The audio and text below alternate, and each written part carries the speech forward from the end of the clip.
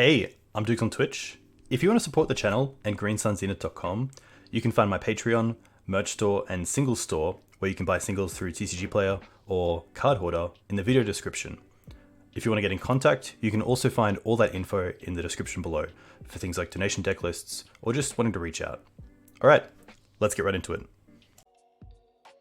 Yo, hey team, welcome back to Dukes on Twitch. Back today with a pretty cool take on Mav featuring a new card in Ajani, Nacatl, Pariah. This is a 2-mana legendary creature that when it enters the battlefield, you get a 2/1 white cat warrior creature token. So straight up, it is 3 power, 3 toughness on the board, which is pretty sweet for 2 mana. Whenever one or more other cats you control die, you may exile Ajani, then return him to the battlefield transformed under his owner's control. So it's a 2-mana walker that if another cat dies, obviously that's when you get the transform. So I wanted to play around with Ajani and Cabal Therapy as a way to sacrifice the token immediately and get Ajani going as soon as possible. Cabal obviously takes a pretty good knowledge of the metagame, so we'll see how that unfolds. But there aren't too many other cats that are playable in Legacy, at least for Maverick. I know there is the 3-mana cat that during your turn your opponent casts spells or activated abilities, I believe, but I didn't want to go too far into the cat theme. I think if you're going to go in any percentage towards that sort of build, you should go towards some sort of like a tribal cat theme deck. So really just the Ajani's here. I don't believe any other. I don't think like Morlock is a cat.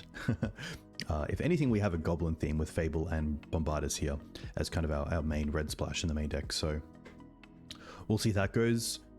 Cyto Sand also on it as well with Broadside Bombardiers also being a really nice way to get rid of the token to flip Ajani, and then also just making sure you also kind of have something in play to throw if you really want to. But obviously with the creature token being 0 CMC, the Broadside Bombardiers would only throw 2, but still. Very cool. I think if anything, the takeaway tonight will be how does the mana base play out. I wasn't too sure on how to build the mana base, so we've gone with one of each jewel, a Forest of Plains, and then a Lush as the surveil land, because I think that green-white is probably the land I want to get at the end step for things like mana acceleration, removal in swords, and then obviously Ajani. So we'll see how that plays out.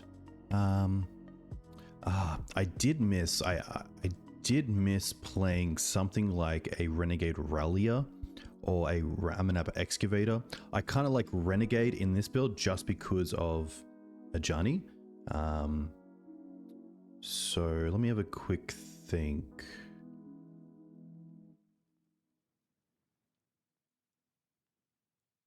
You know what? I think with the Bombardiers on top of the swords and the Talons, I'm pretty happy to get rid of, just keep a Morlock as a one-of, and then have a Renegade Rallier to get it back if we need. That's how deck building works, right? Alright, there we go. I like this a bit better. Cool. And the board, I actually just want to say High Noon is a card I haven't played with, but I think fits really well here as a way to disrupt players wanting to go off with cards like Storm, but also having the ability to sacrifice this and apply some pressure. So playing High Noon over, say, an additional version of Deafening Silence or something like a Aethersworn Canonist. So pretty keen to see how High Noon goes. A pretty, like, combo heavy sideboard. I think main deck we should be okay against most fair decks, but you never know. We are cooking, that is correct. I should get a little chef hat and wear a chef hat on these nights, or these mornings I should say. But hey, a huge thank you. Had some technical issues earlier this week, so I didn't get to stream on Thursday or Friday, but here we are. Right in the nick of time before the month finishes, which is really nice. Also Pro Tour weekend, which is cool. Big shout out to Joey, a Brisbane player who's playing on the Pro Tour. I believe as of the beginning of day 2, they were 35th, which is pretty great. I know they finished off, or started off 2-0 in the draft of day 1. So yeah, always cool to see local players going overseas and playing on the pro.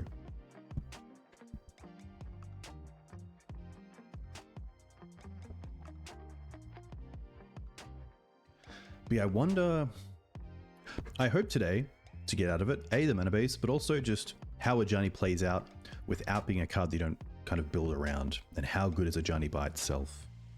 That'll be a big question. So the flipped part says the +2, which is pretty great, goes straight to 5, but a +1/+1 creature on each cat you control. The 0 is create a 2/1 white cat warrior creature token. When you do, if you control a red permanent other than Ajani, he deals damage equal to the number of creatures you control to any target. That's pretty great, and maybe because of that we should have added a few more red cards, but we'll see how this plays out. We are on the play with a pretty interesting one. So it is a 1-lander with turn 1 ignobled, probably off. It could be Savannah to turn on white, but I think here, just because of how much this hand relies on the Ignoble Hierarch being alive, I'm pretty happy to mulligan it towards a hand that isn't so clunky.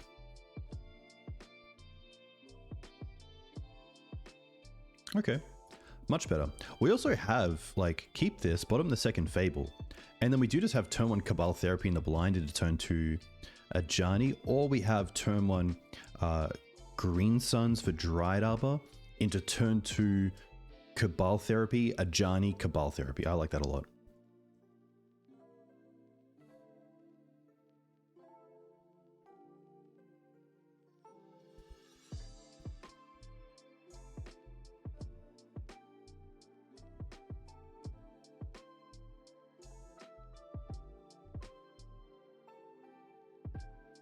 Opponent plays a lot of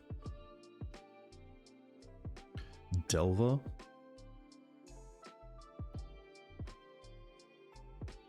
So I think what we want to do is go for Dryad Arbor this turn. Next turn, Cabal Therapy on days, and then play Ajani.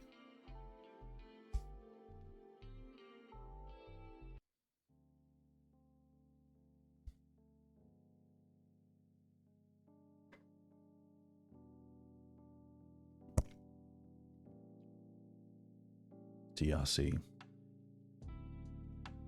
All right. Here we go.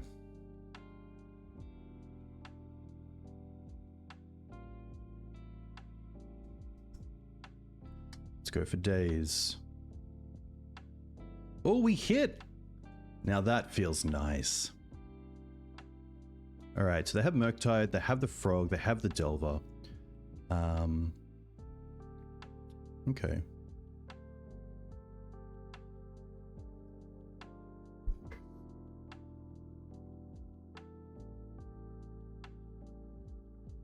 I probably want to keep this fetch land for a red source. Hey Alias, thank you very much.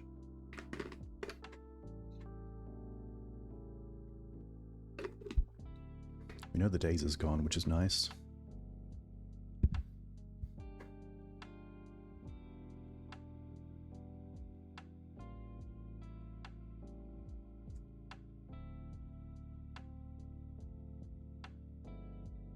And now we will. I think we take out the Frog. The Frog's just a little bit too scary. Nice. This is very cool.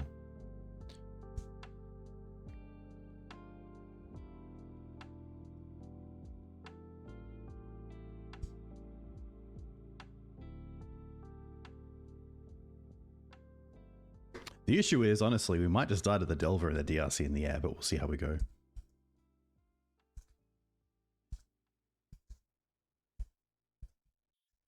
Oh my gosh, oh my gosh.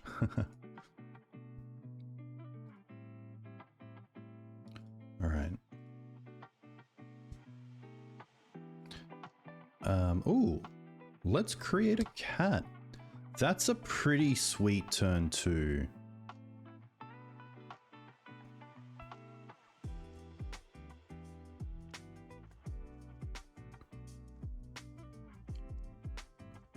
That is pretty cool. All right, let's focus a little bit.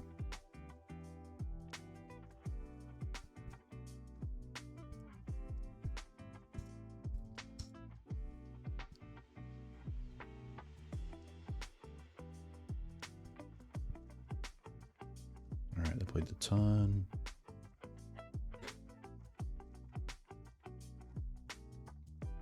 Wow. Yeah, I mean, honestly. Do we want to do anything first? I think the first thing is just Cabal them. Take that Murktide. Oh my gosh. Oh, and then we also have play Fable and then the Ajani to kill. Okay, this is sick. This is cool.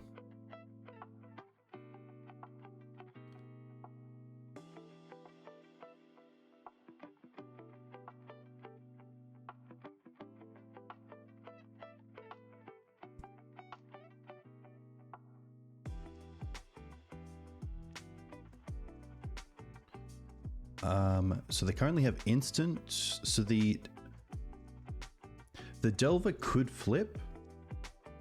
The DRC is also very close to being a 3/3.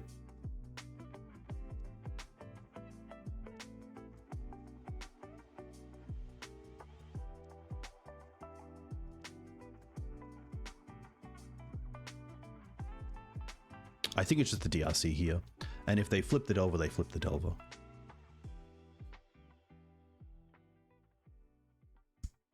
Wow.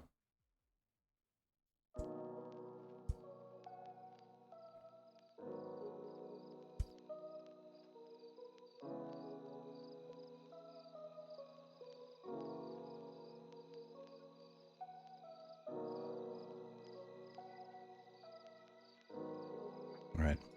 Brainstorm's a good one.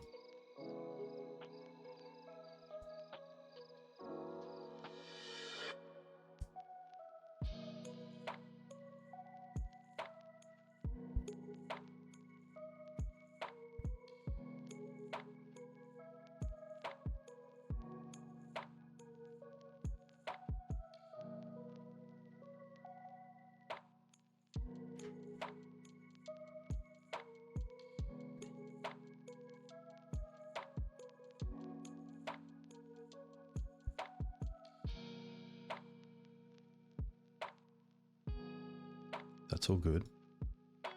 Land. It's crazy here because like another Murktide is just really, really good. Which they aren't too far off. They chose to not shuffle. Okay. I will discard this. Okay. Well, we're attacking with everything.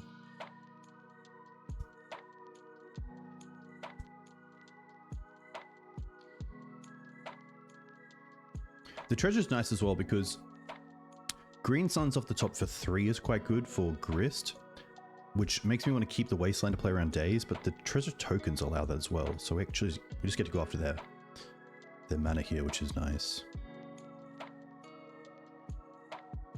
I could flashback to the Cabal, but I think right now all my creatures are just worth a little bit more than the potential that I hit something off the top.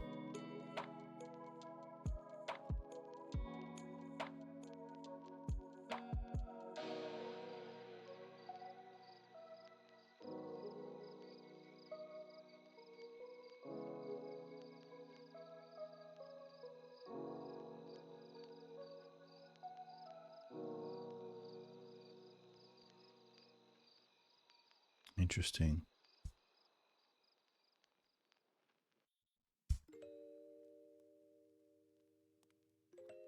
So this is actually a situation where the Ouphe is probably worse for us because of the treasure token. But I might also be in a position where we just want to go wide.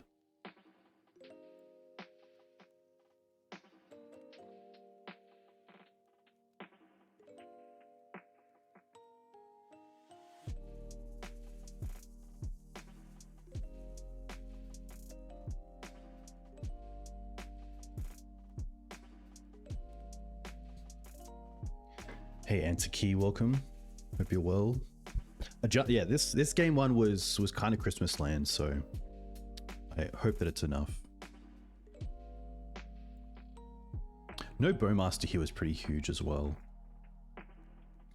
Now they're at 6. So the reason for keeping the treasure tokens around and not playing the Ouphe is something like potentially a like Scavenging Ooze off the top. You get to use it, of course. The Morlock would be pretty cool. But it's a question of, like, say they play one big Murktide. If we attack with everything,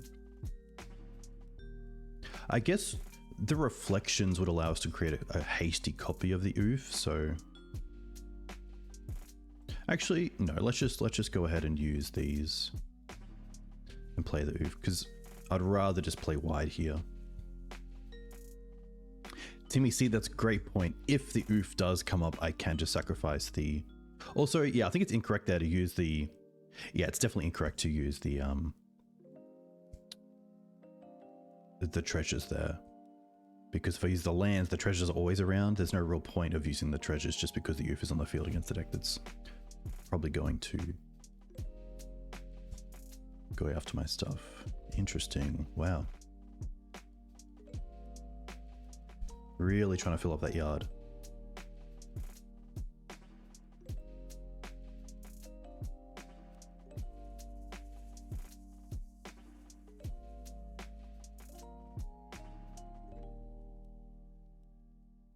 One card left for them. Wasteland. If we attack with everything, they go to 2. I don't mind that.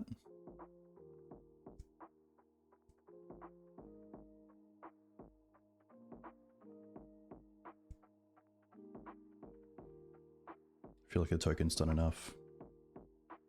Hey Matsol, welcome. Hope you're well. Big fan of your work. Hopefully you've been playing with white of the Reliquary.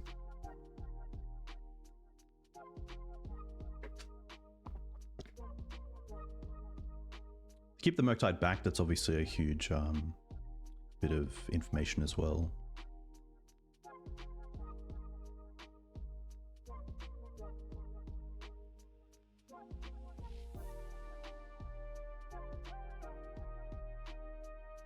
Oh, they're attacking. Okay. Wow. Attack with both. They must have a bolt. Which isn't the worst, because they go down to 1 now. And then we do get the scry. They've already used, what, 3 bolts? So sure, okay, if they have another one, we are dead. But there's a chance.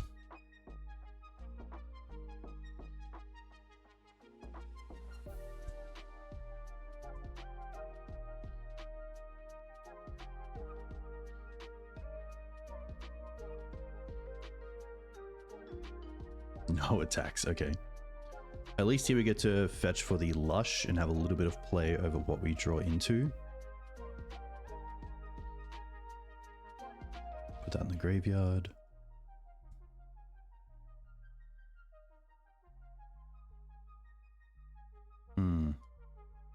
I think it's worth holding this.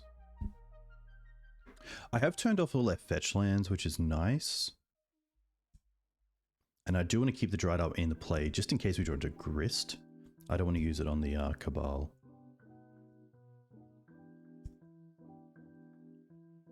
You have been very good here.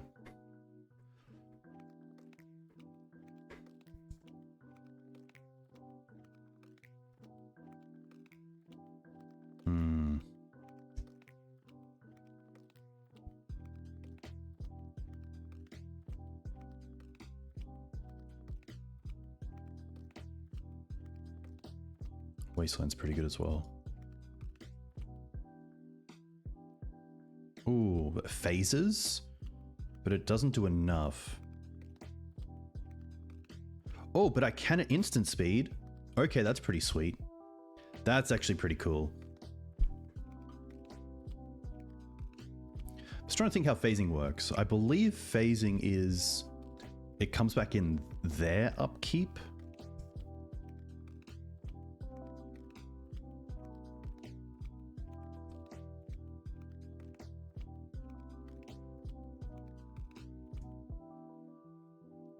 Oh, I have Bombardiers off the top for haste. I have Bombardiers off the top.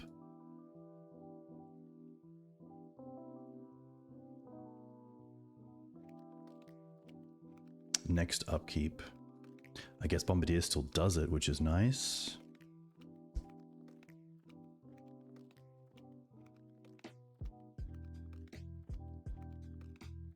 Ajani. Ooh. Scavenging Ooze probably doesn't do it. Endurance buys me a turn.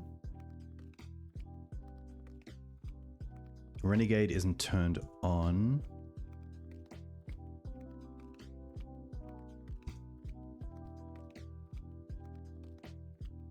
They can't Force of Will, which is nice. I think here it's just going to be Green Sun's Endurance them to stop another Murktide potentially. It doesn't really matter how big the Murktide is. Like obviously it grows, but...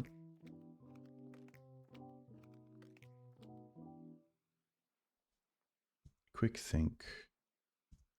Oh, it's phased out? That's very cool. I think it is just... Yeah. Just hope for no force negation, I guess. Okay.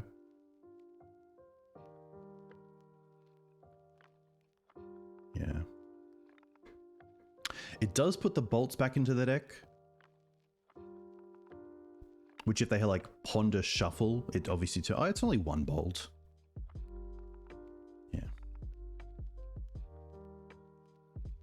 That's kind of cool. This game's had a lot of different interactions that I'm not used to.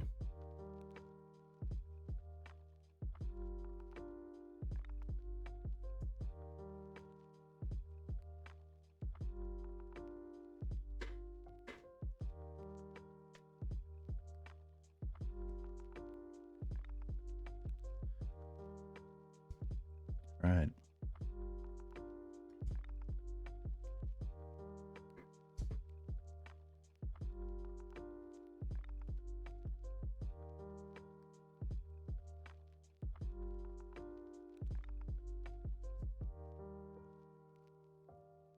Noble.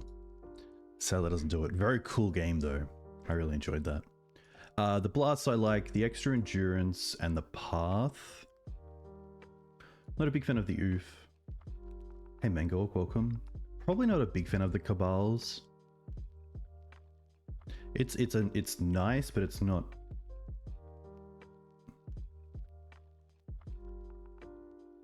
It's not everything. It's definitely Ouphe, yeah. I think it's just these. Grist is still sweet, Morlock is good. Broadside, it could be a Fable.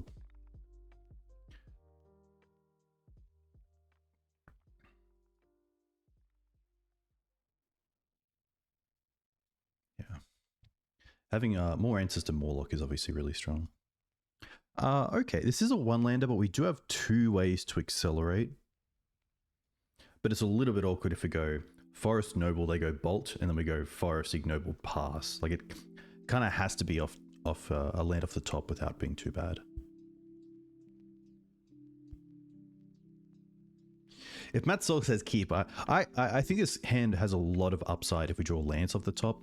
And even if we don't, we have like Green Suns for Dryad Arbor, a few things going for it, so happy to keep.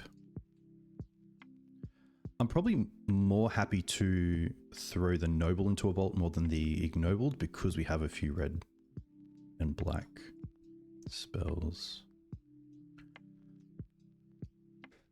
Mandra. Oh, was Mandra the... I think Mandra's pretty cool, but phasing out is very different to destroying, obviously, so... Ponder. Okay, this is nice, because I think next turn I'm just going to play Hierarch, play Green Suns for 0. Just build out my mana. Potentially get down a Morlock around days.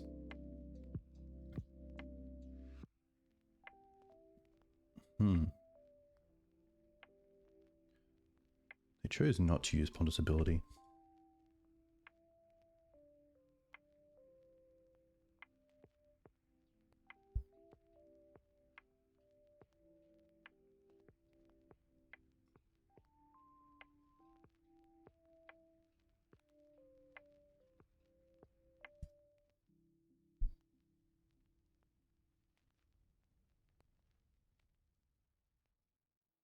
I don't mind just building out.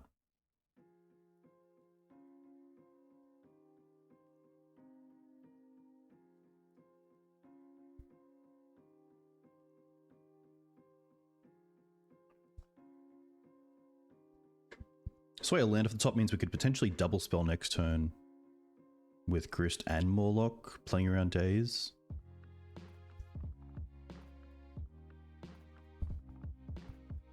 And I haven't seen anything like End of Festivities in a long time, which is great, so I'm not too unhappy about going wide here with X1s.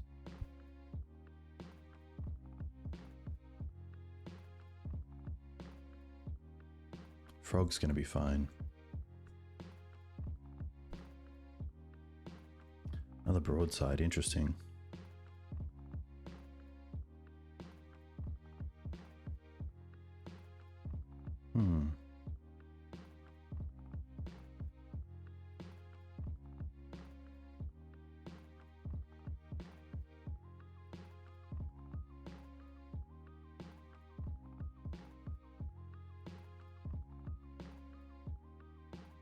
I think...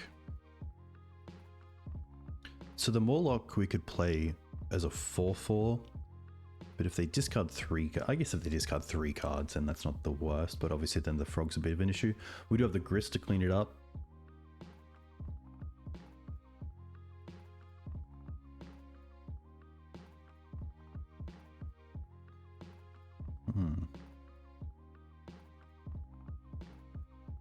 I don't mind going with Grist. Sadly, there's not a way to be able to double just because the Ignobled is doing so much for us.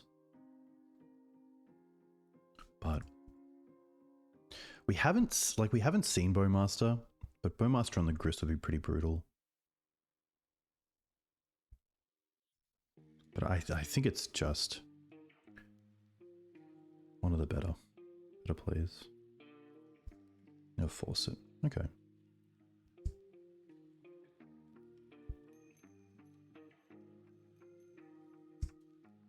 Probably happy just to pass here.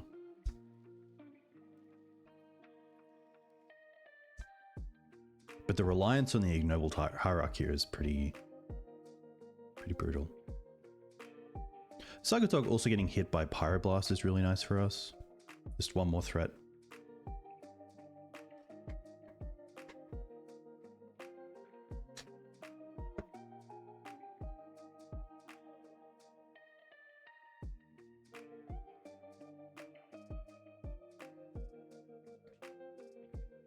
Ah, this does make red. Very nice. Always read your cards.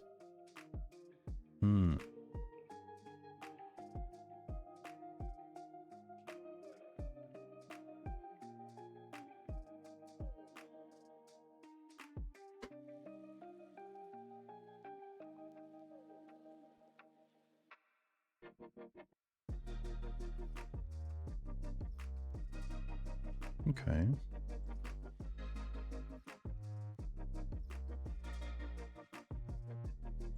Green Suns.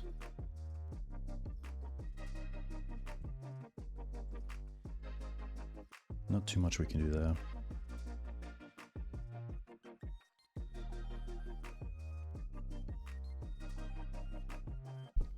I believe we have one more Ignobled in the deck.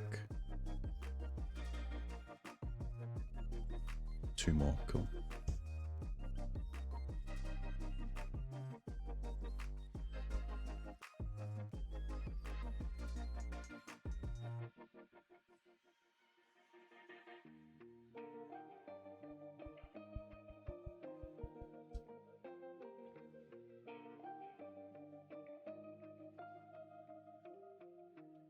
Rogue's just so good as it's already replaced itself, and now every card on top is just a free card.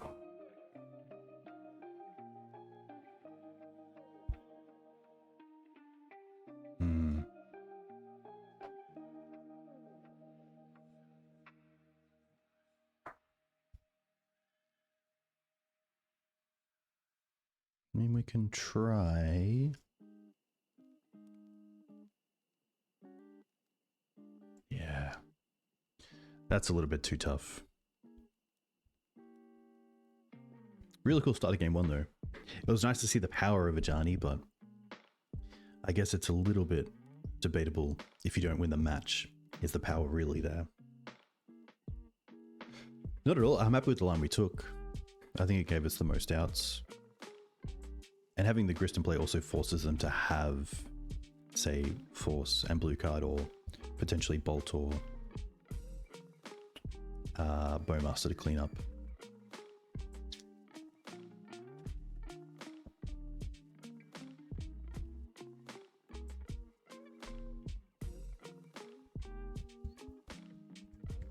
It's always a tough one because against the smaller creatures, the Bombardiers is nice because if you go wide on mana, you can then use your mana dorks to throw them.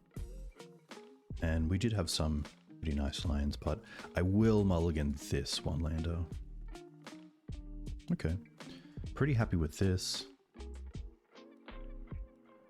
I think I'm pretty happy to throw back the Endurance, although Endurance does save me against some fast combo decks, but I kind of like once for a third land. We have Green Suns for Dryad Arbor turn 1. Turn 2 Ajani and Sword potentially. It could also just be at the bottom the once, as good as it is in the opening. But if I go turn 1 Green Suns, then I don't have a green card for Endurance.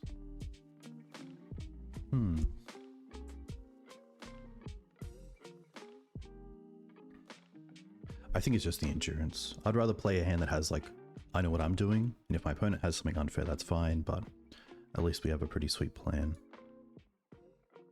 There's been too many times where I've dropped a land because we have the once and then not found the land off the once and just kind of snowballed from there, so.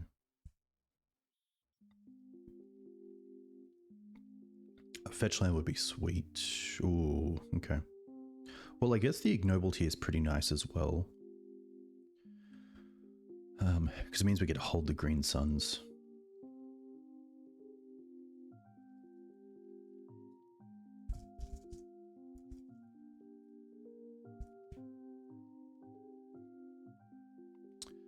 Go for Sav.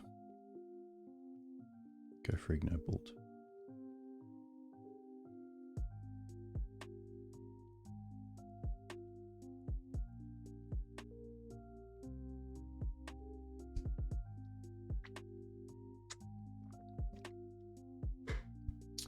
Yeah, it was. It was quite a quintessential Delver game, especially with a creature that just draws a card every turn. Very hard to deal with, and potentially if that matchup is how Delver goes forward, I should be looking at hands with things like Pyroblast or Swords in the opening, rather than removal that really relies on the creature type. Kind of hope I don't see a Preordain. Preordain typically means it's a combo deck, whereas Ponder, not too unhappy against.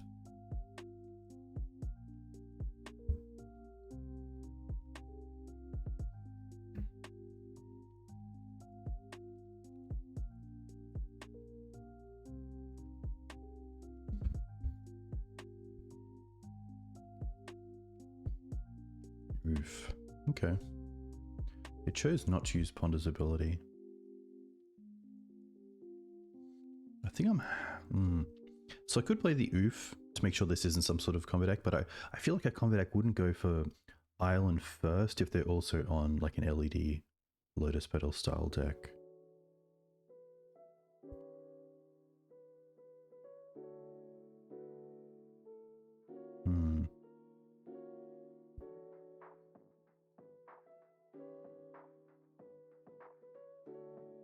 I think it's just going to be Ouphe and attack for 1. Could hold up the sword, but I don't know if they're a creature deck just yet. But I kind of like that Ouphe is pressure. It gives us something if this is some sort of combo deck.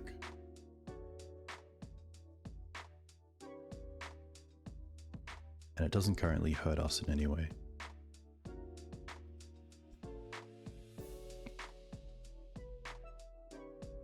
And to be fair, if they're a Delver deck, I'm not so inclined just to hold up sword because I'd rather play around days, just as this is our only way to currently deal with the threat.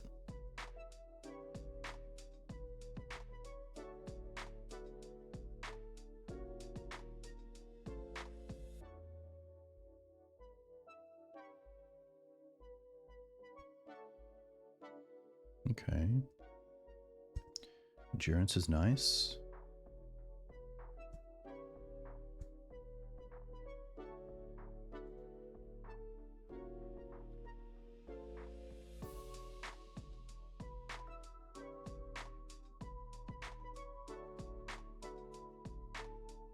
Let's go for Ajani, hold up sword, pass, hold up endurance, pitch, green suns.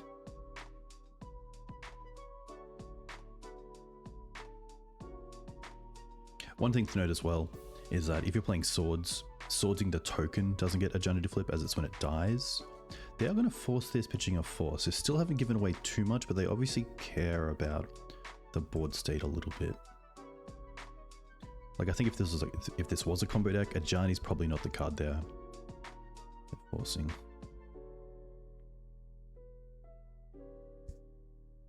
Just another island. I don't think it's high tide, but when I see double islands, I always think of something like that. Okay.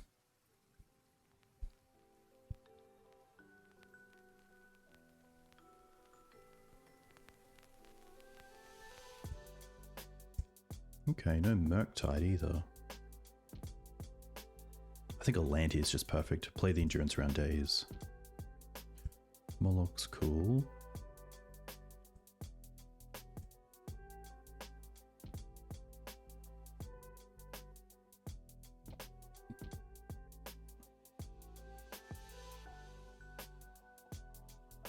It's very weird for them to keep a Ponder, but not have a threat if they are a Delver deck.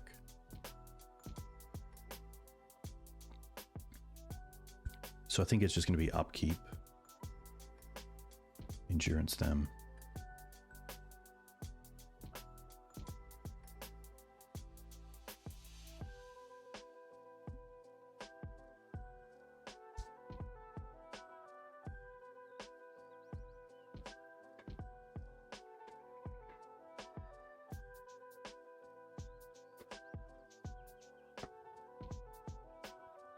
This could also be show and tell.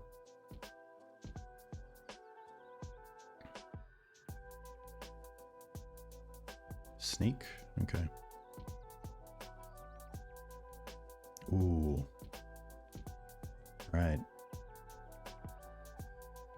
Second swords. Sadly, Green Sun's here. It can get... Oh, we don't have Outland Liberator. That's in the board, okay. I guess we're attacking for 5 and holding up double sword. Which isn't great. But here we are. Something like Atraxa Find Emrakul. We can put him on a 2-turn clock. Let's see how this plays out.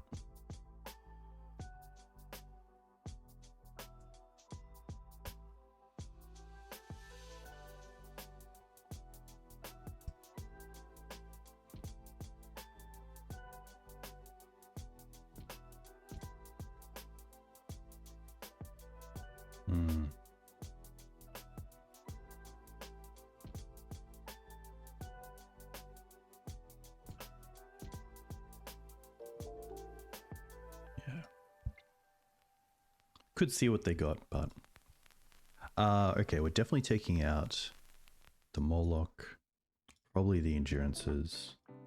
Fables are a little bit slow. Bombardiers at least get some damage in. Interesting they went after the Ajani.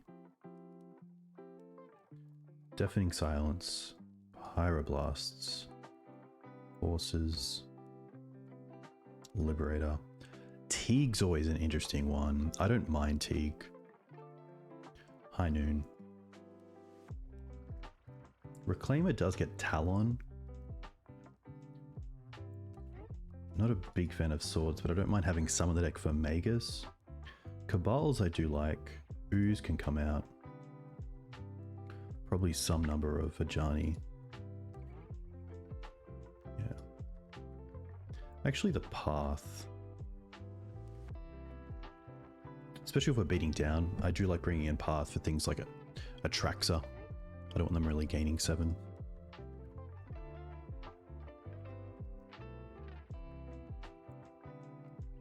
Okay. Very reactive, but I don't mind it. The question is, how do we build out?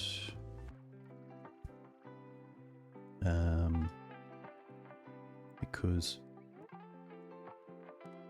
I might just want to pass with Pyroblast open.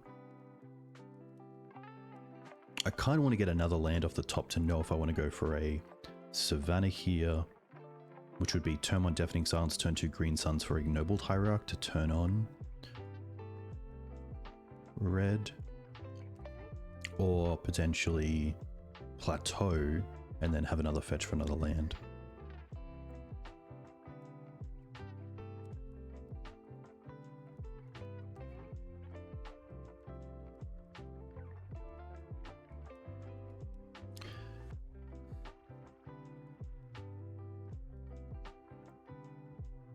If we pass with Pyroblast up, we do get a little bit hit by Fetch Land Pass. I think I'd rather play towards Deafening Silence and Green Suns. So that's going to be Savannah.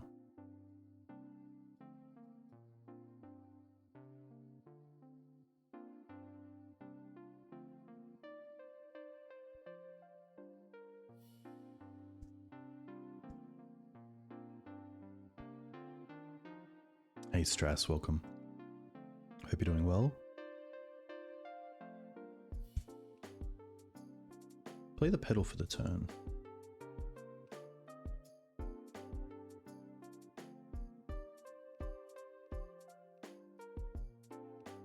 Now, sadly, I think we just have to tap out here for Ignobled.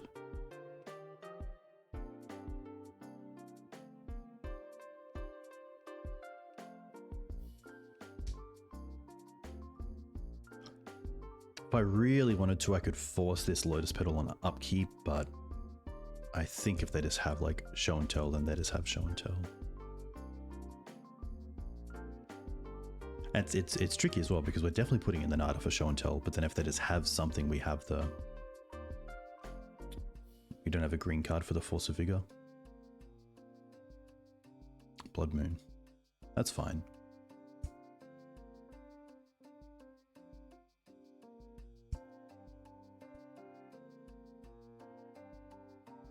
So with Blood Moon in play, we have the Pyroblast open and we also have Ignoble Hierarch.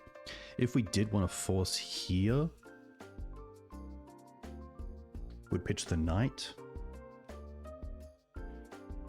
But I don't mind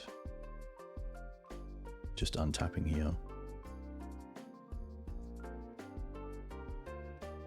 Okay. That's quite nice, because that gives us double green.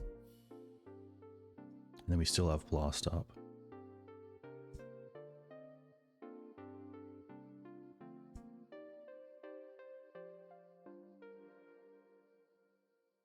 I think I just allow this because it's show and tell that I really care about. And with Deafening Silence in play, they can't counter my Pyroblast, which is nice. And with the Blood Moon, they can't really shuffle, so Brainstorm at a little bit of a loss, which is good.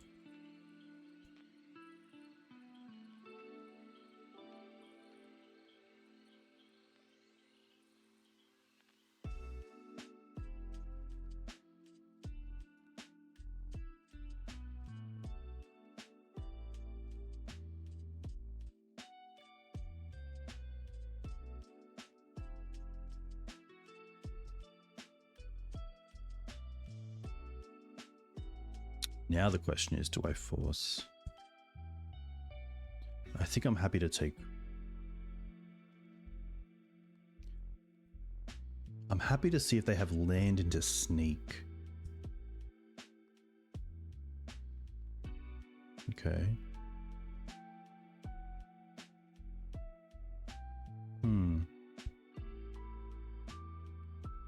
So now I could pitch the Force, but I can't play the Knight just yet.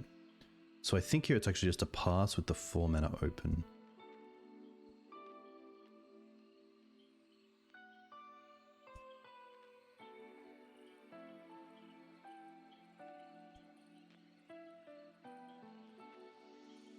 Land into sneak.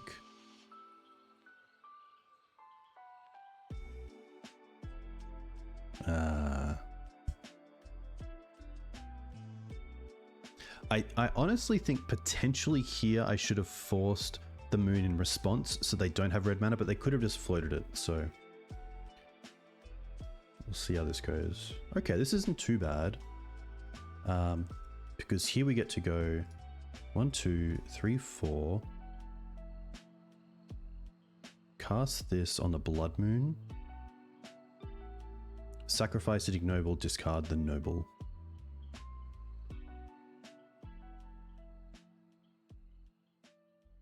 Oh, I've chosen that one? Oh, did I? Yeah, I did, right?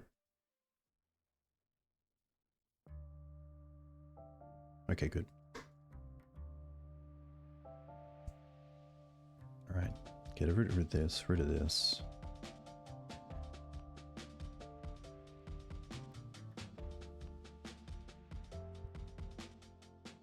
We have Moloch, Bombardiers, and Fable.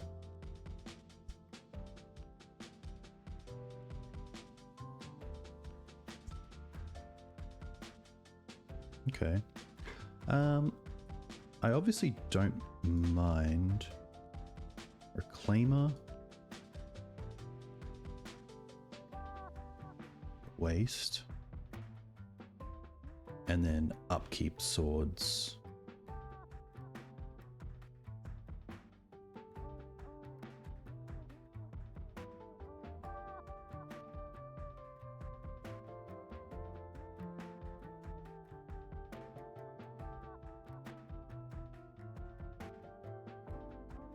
And then get rid of the Volk.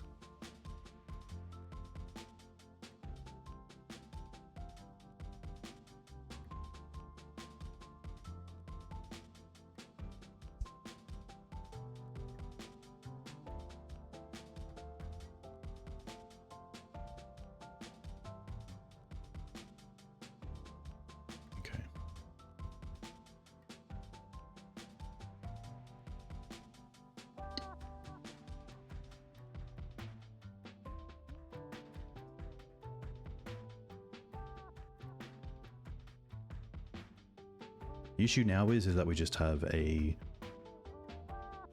9, 18, 27, 36, 4-turn clock. Chose to not shuffle.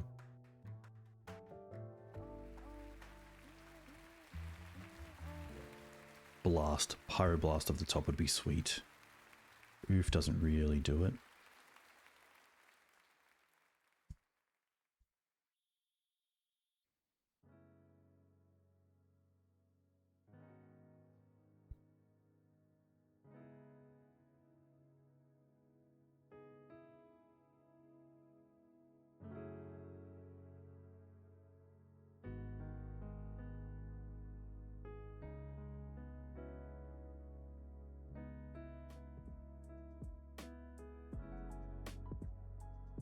Well, that's their spell for the turn. So if we draw a land here, we can play the Collector Ouphe to turn off that Lotus Petal and then Wasteland them.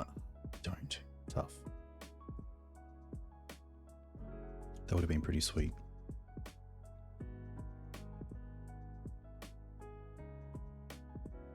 Land Ouphe, sack it, Wasteland, Wasteland City.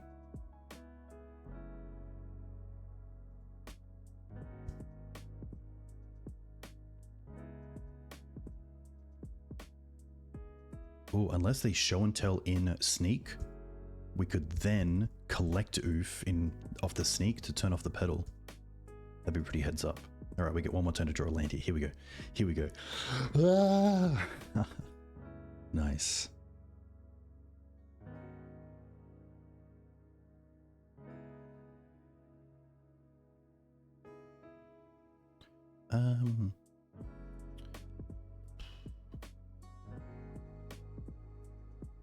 What do I care about the least? It's probably Scrubland.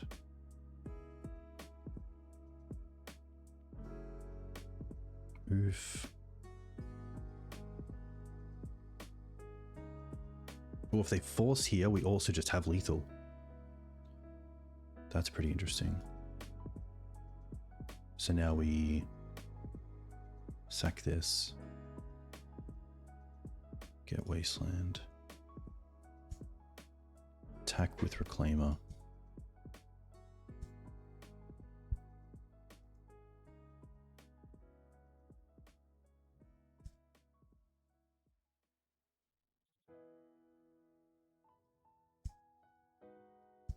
And then upkeep, hit the city. Unless they do anything here, they don't.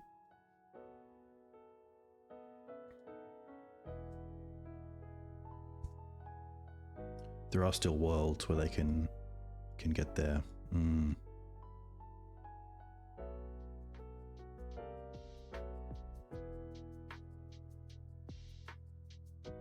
That's pretty interesting. No, I was going to say, because like Knight attacking turns off Ancient Tomb and fetches, but they would have had the City of Traders still there, so pretty fortunate. The Archons are really tough.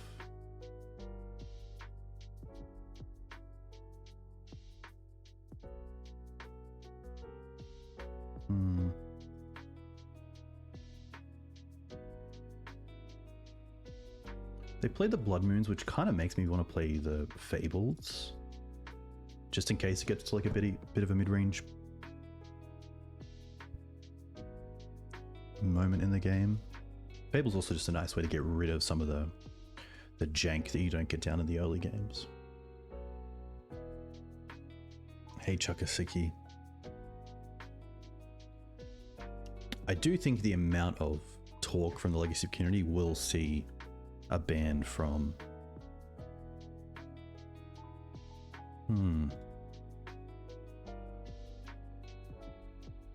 One land is tough, but there's a lot of hate here. It's kind of a double up here.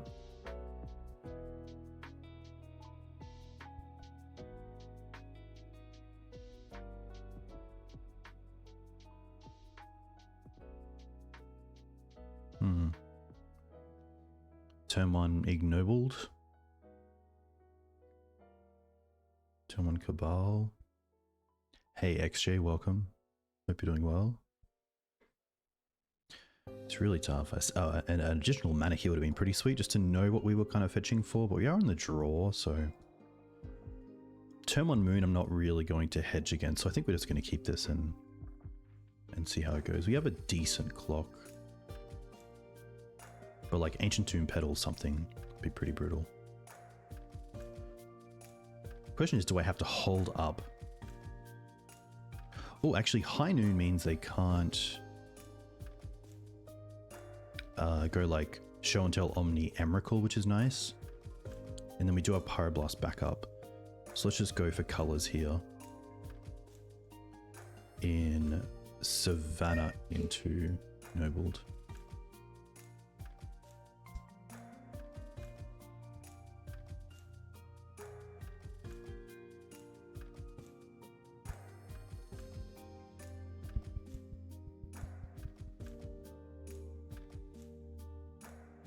BOP gets no respect. Sadly doesn't. I think next turn it's just going to be Deafening Silence, hold up Pyroblast. It's a nice like uncounterable Pyroblast for a show and tell. But if we draw a land, there is a world where Teeg hold up Blast is better, as Teeg also holds off just sneak attack.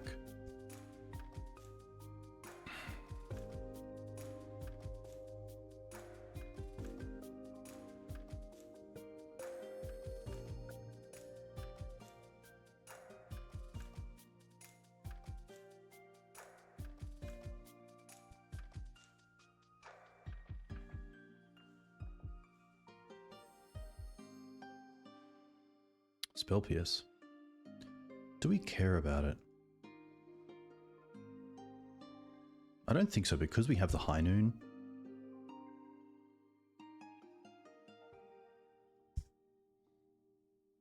I'm happy with that trade. I could Cabal there on Sneak, but I'd rather hold up Blast. If they fight over it, we have High Noon.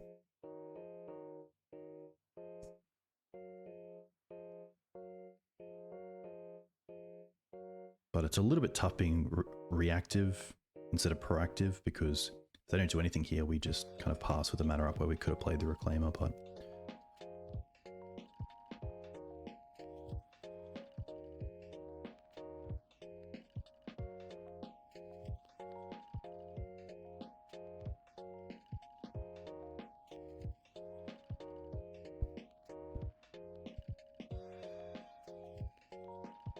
I think the only time I'm really hitting Brainstorm is if I have a clock on the field.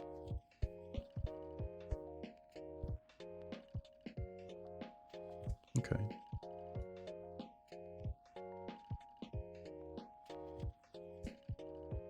Interesting, so they're Brainstorm locked, which is decent.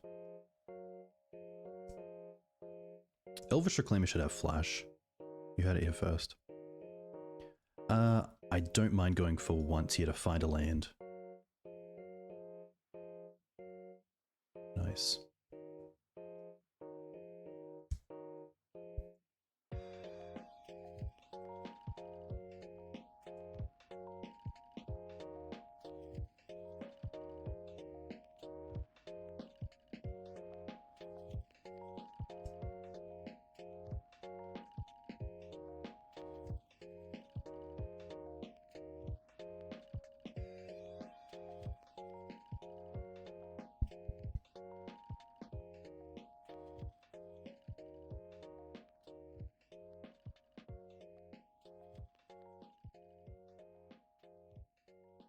Okay. So here's a moment where it might be correct to not blast the show and tell. Because...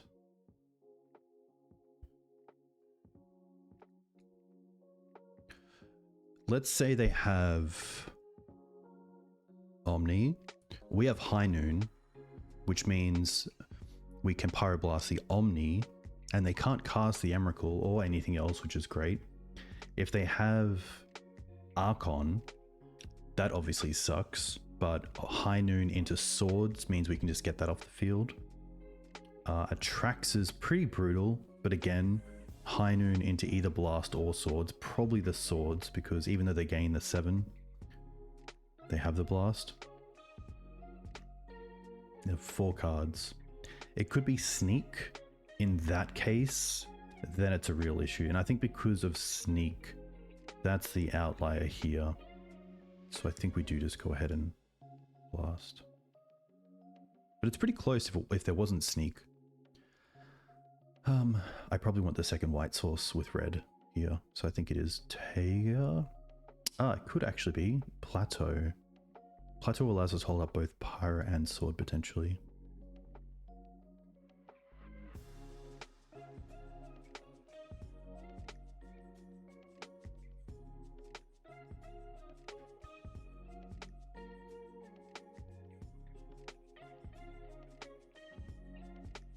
They force with 2 cards left. They pitch an Atraxa. Alright.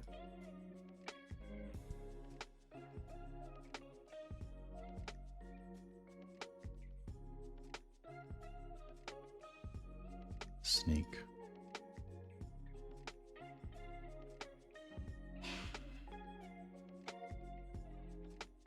And 1 card left.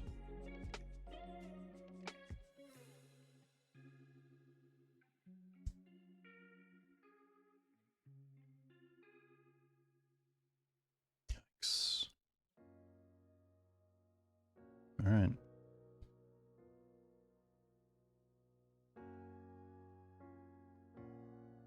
Well, we're not dead. We have some good draws to the top.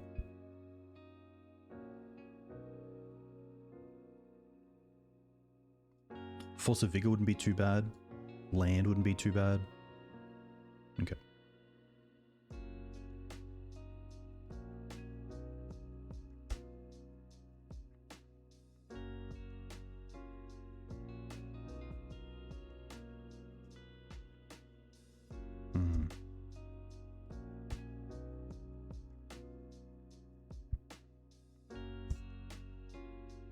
still in it to win it. So they need both a red source and a creature, which is in favor of us a little bit. We just need a land. Okay. To turn everything on, I think it's just... I guess we can't here.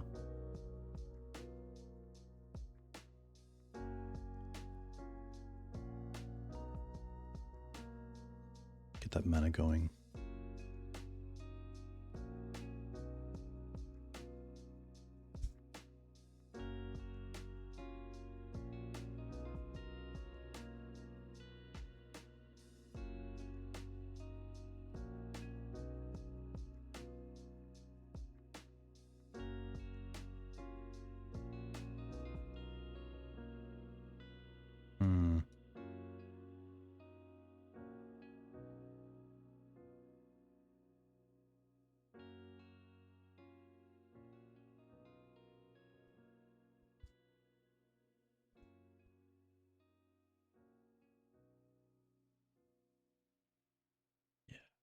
Tough.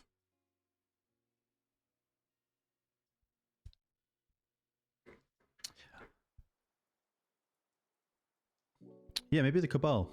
Maybe going for Cabal earlier on a show and tell. Maybe I was a little bit tunnel visioned into the Pyroblast being an out, but with double Brainstorm, they obviously have ways to find Force. But I think, yeah, getting the extra mana down earlier on would have been great to have High Noon plus Pyro. Oh.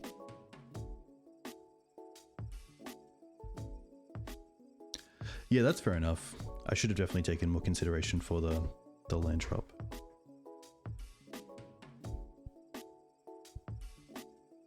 Right, on the play, which is nice. I don't mind this.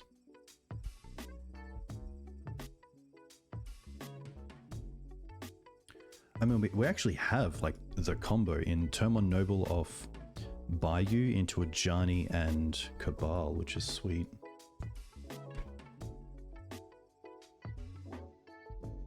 So let's go for Bayou.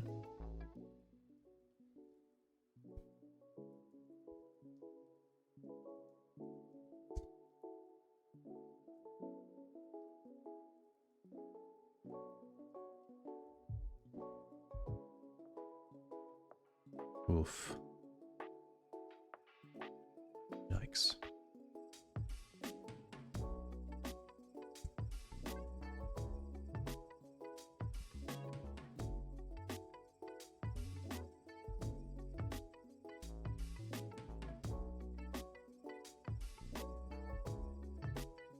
Ah, cost 2. Well, I guess we're getting in.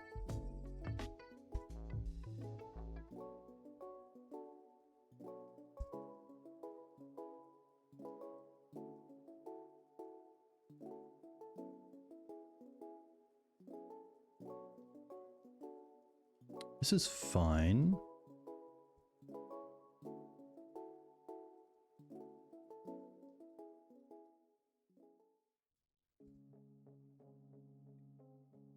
Try to go for Green Suns for Ooze, potentially.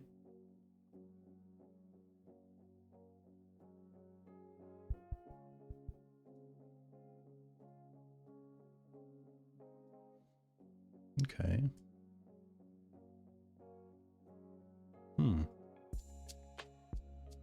So everything costs 1 more.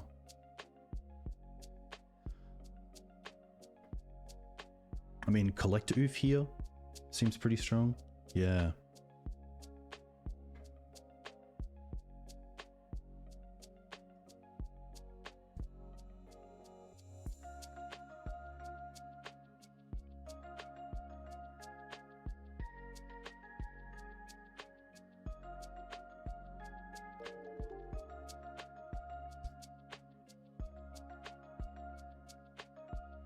Carl, thanks for the follow. Hope you're well. Let me know if you play Legacy. What you play? Depths. Depths does tap for mana. Okay. Caracas. It's pretty sweet. They have 2 cards left. I think we start with Ouphe.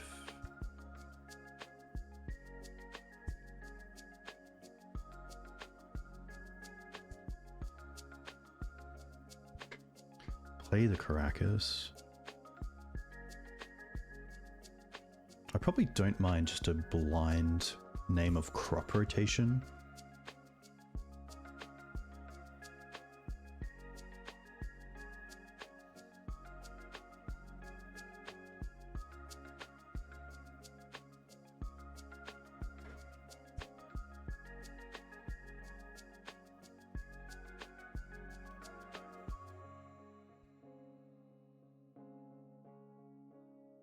Lava Spur, Soul Guide. Okay. Nice. And now we just pass.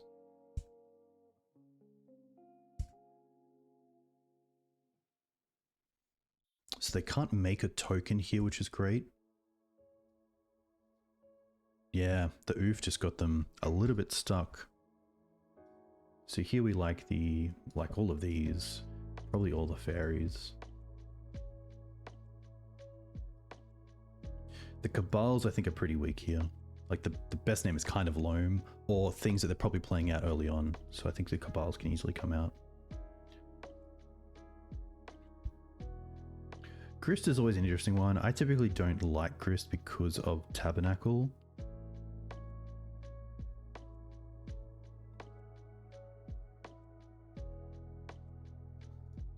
Reclaimers.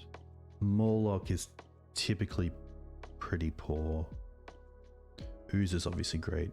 Ouphe just showed its power. Don't think this is really the Ajani matchup, so potentially cutting some number of Ajanis. Fable. Broadside's is pretty interesting, but maybe I just want to see Ajani a little bit more. It's very cool that it like it's obviously it's only if we're dropping out on red cards, then Ajani does get worse.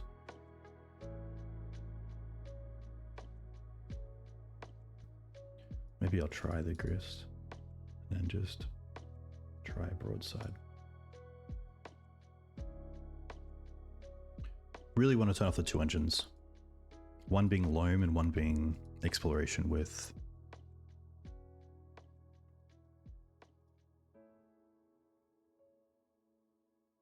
Saga.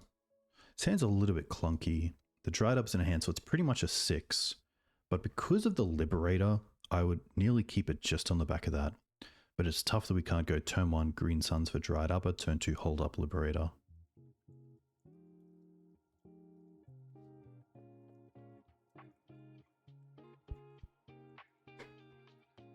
I think on the draw I'm pretty happy with this.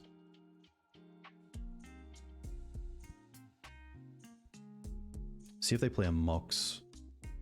No, a Cage. Okay, that's fine. Does turn off the Green Suns. Happy just to reset here before crop rotation's online.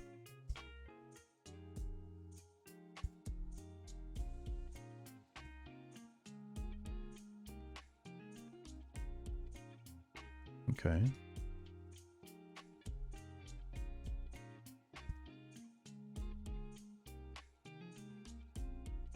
So when we draw,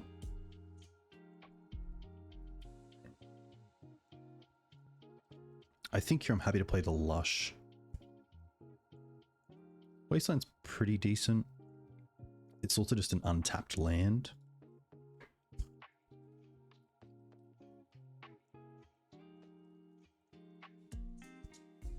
The big question I always have with lands is when we have Endurance and they have a Loam, do you target the land or do you target the Loam? And I think in this case, if they have like Fetch and then Loam as well. But it looks like they don't currently have a engine, which is really good for us.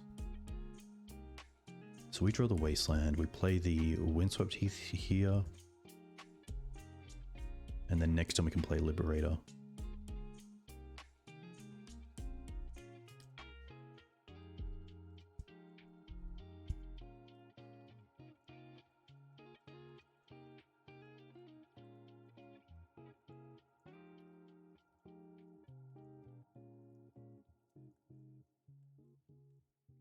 Okay, still have 2 cards. If we draw another fetch, I'm happy just to wait on the Liberator a little bit. That changes things. Let's go for Savannah into Wasteland. So one thing to note here that probably will come up is that if you pitch Endurance, you can tap the Cradle for the mana while the Endurance is in play, which could be the reason we get the Liberator or the Knight into play if they answer the Liberator.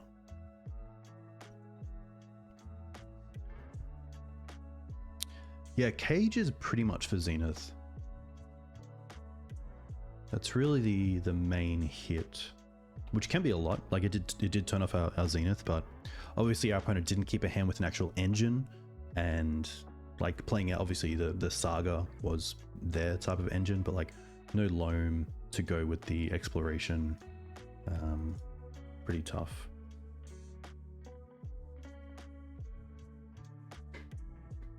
Our opponent there obviously didn't have like a swords either to answer the Outland, and if it flips, then of course we just start taking out things like the Gaddock Teeg's Cage or the exploration.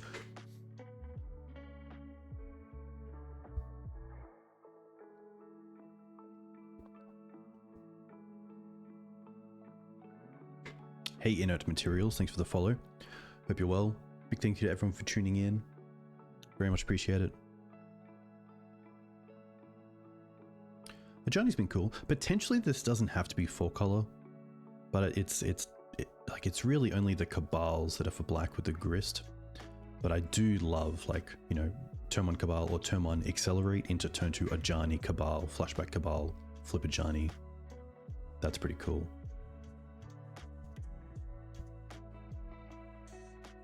Talons has been pretty cool, especially instant speed.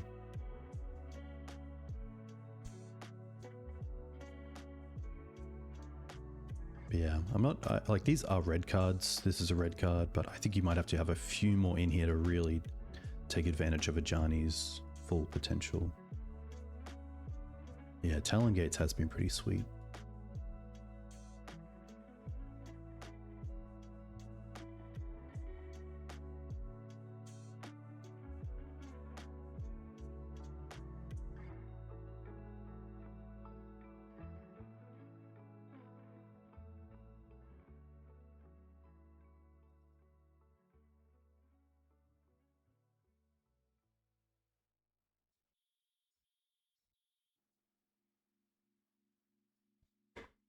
What have we played against?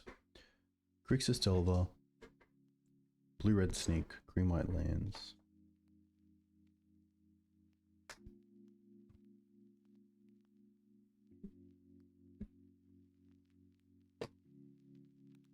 Delver.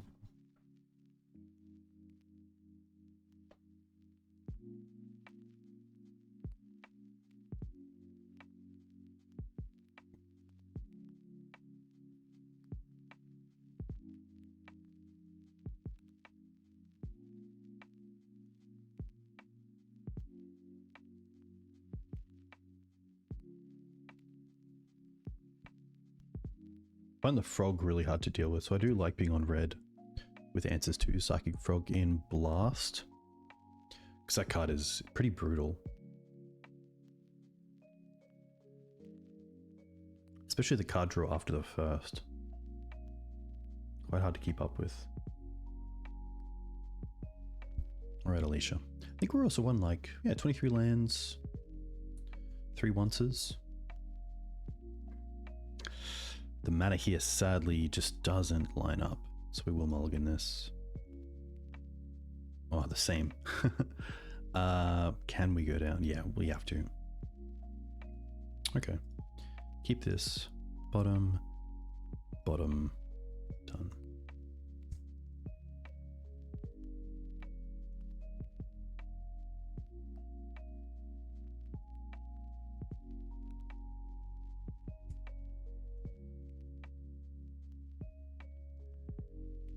Okay.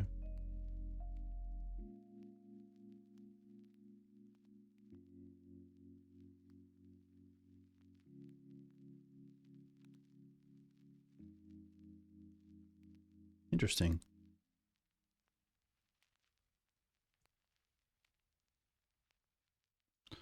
pretty funny. I'll cast this. Try to find a mana dork. Nice. And then let's go for...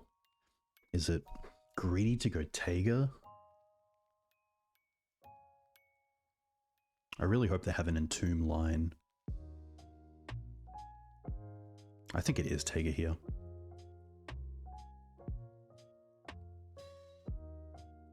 For a second I thought they were going to ritual into an opposition agent and I was fretting.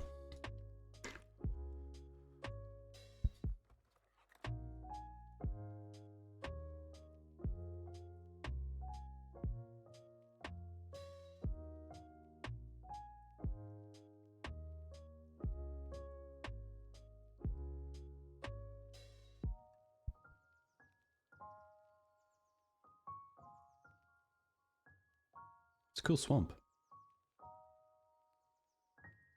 I like this swamp.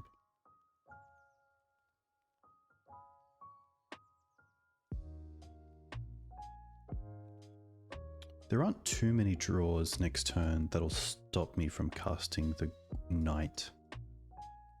Or potentially just holding up the Endurance, to be fair. I think that's probably better.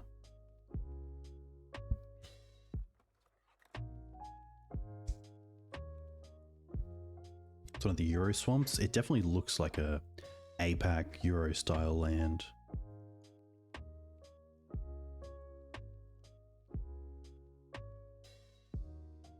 Opponent just lost connection to the game, so they'll be back.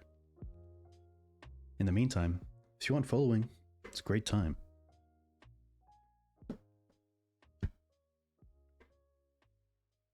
Really want to get some consistency back with streaming. Alright, here we go. No Entomb. Okay.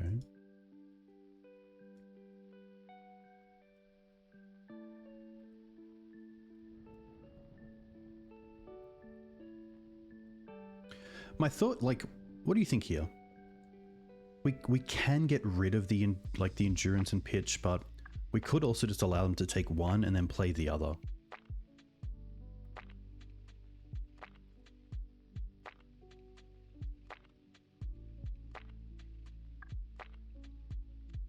Like, I'm already down to a multi 5.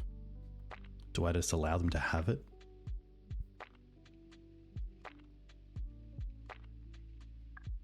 Yeah.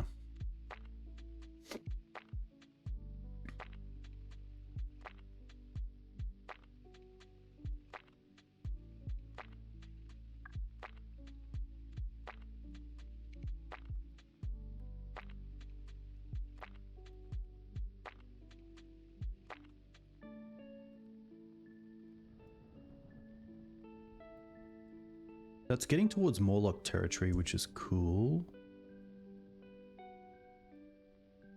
I could also waste them and then just Green Suns for another Mana Dork.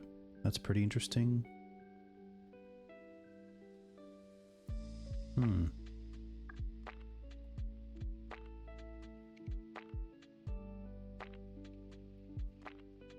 I assume they're a reanimate deck, so I kind of just want to be able to reanimate my own stuff. Sorry, endurance myself. I think that's the play. They'll wasteland us, we endurance, get rid of our library, and then next turn probably just Green Suns for a exalted creature or a another Mana Dork.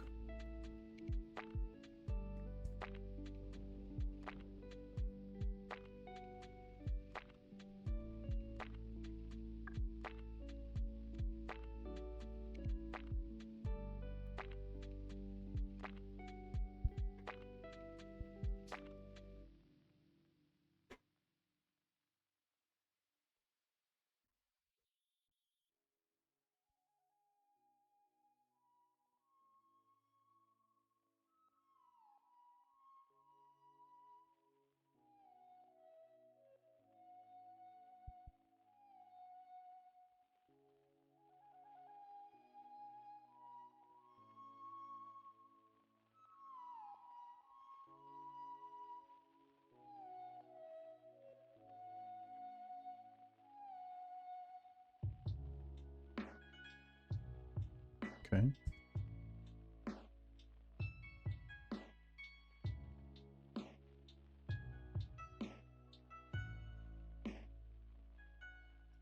going to play this in response. And target myself.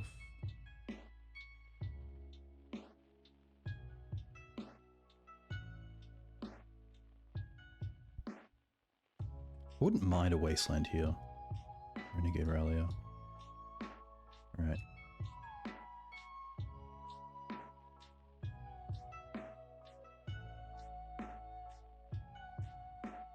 Ignobled. 5.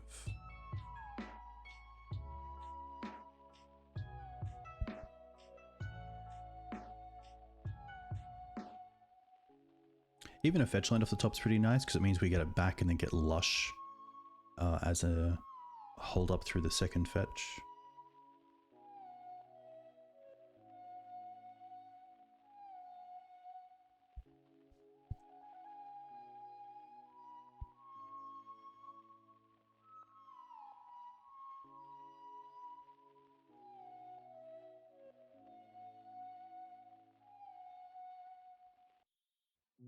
Maybe the draw card is enough reason to keep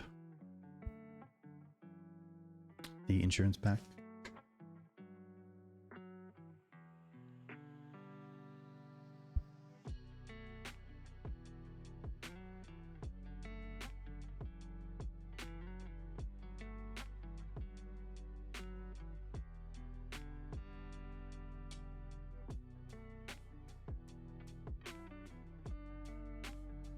Kind of cool.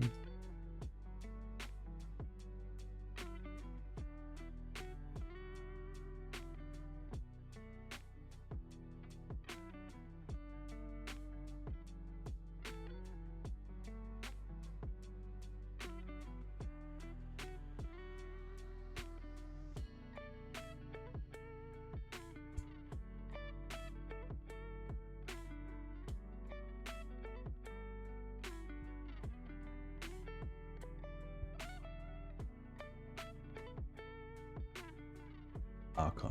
Okay.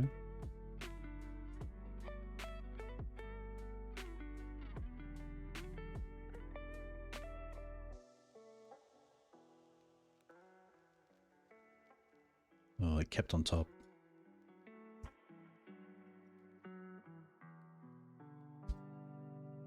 No great attacks here, so we'll just pass.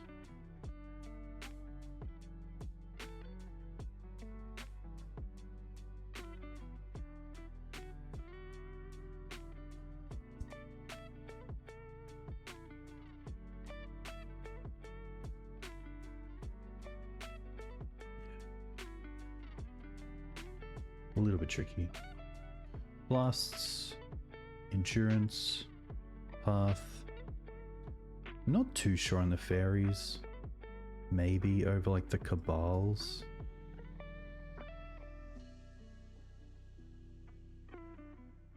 Fairy's a tricky one. Ouphe's an easy card. Morlock potentially.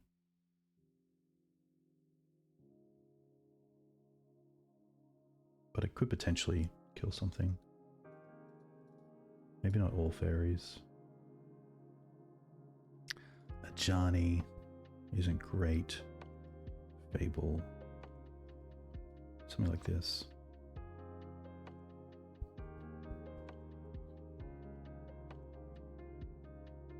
Liberator is interesting because of Animate Dead, but I'd rather just stop things from coming into play.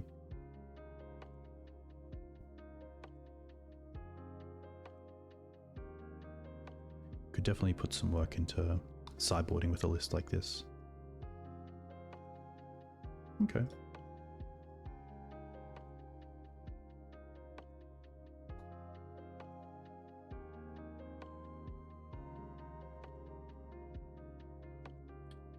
Would love to see this once hit a mana dork.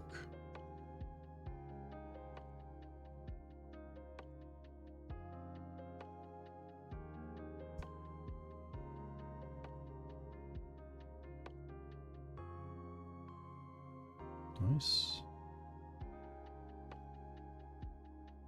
Go for Taiga.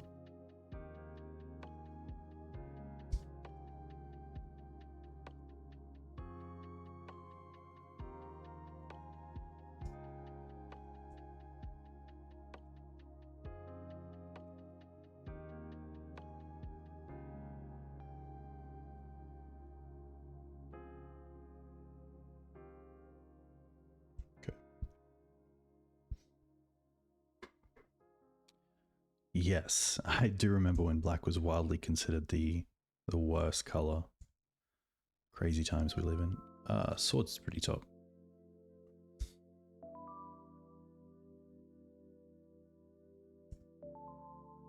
I think here I'm pretty happy to hit a cantrip.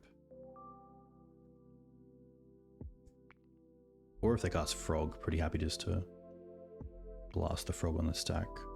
Because we do have the swords for it as well if they have that.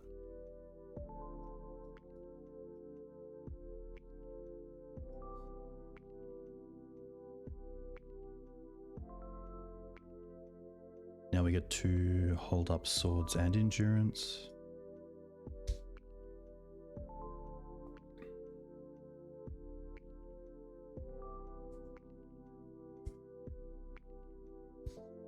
A lot of good black cards. Thoughtseize away.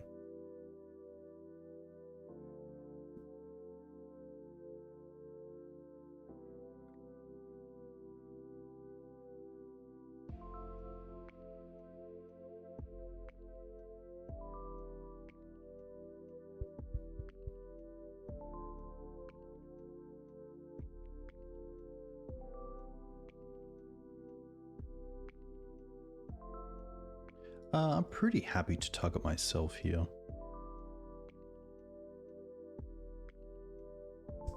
Daze is fine.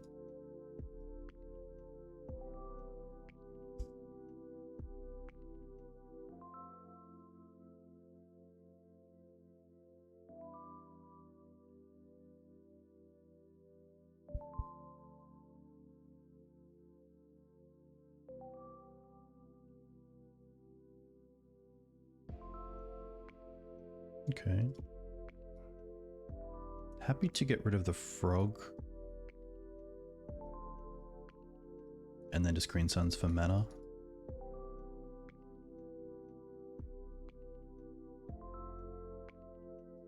Just make sure we have that black online. This also turns on like Green Suns for Grist next turn. Poor Gurmag Angler.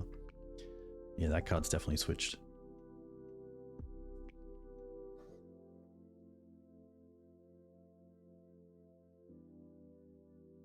Okay, they have one card. Insurance.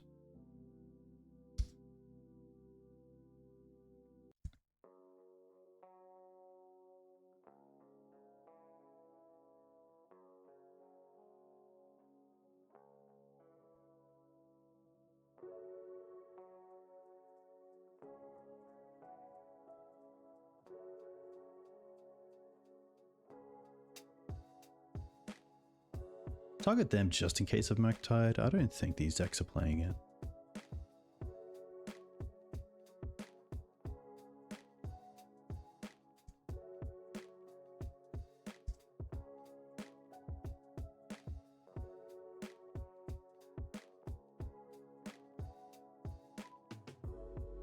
Okay.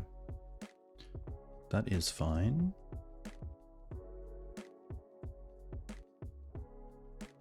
That's pretty cool. I think here I just like Grist tick up.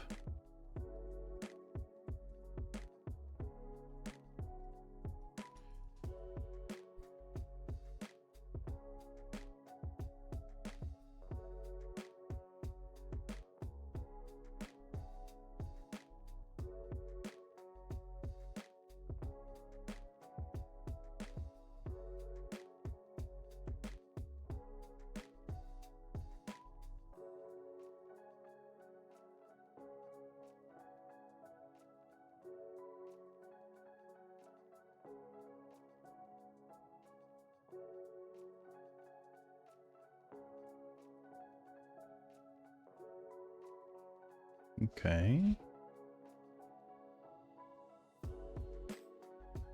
Should attack with both, right? Because then the endurance, I can just block with the endurance and then sack here. Yeah.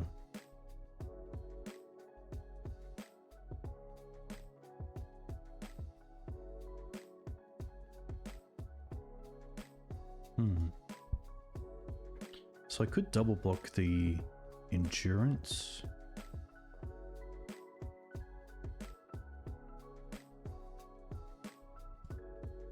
think it's going to be like this, and then probably sack the Ignoble to get back the Ignoble to Renegade Rallier.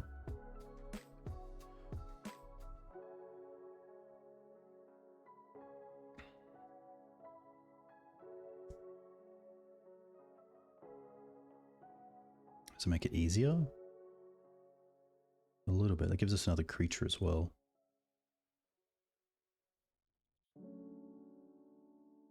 Sack this. Hit this.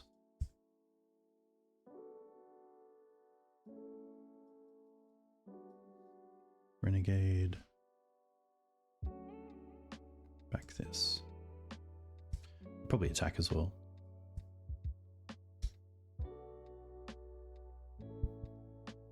Frog is really good. Frog is really hard to deal with.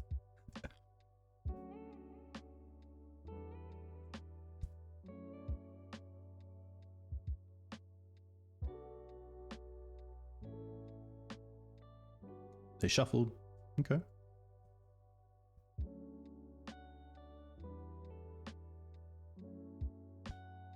Honestly happy to double block.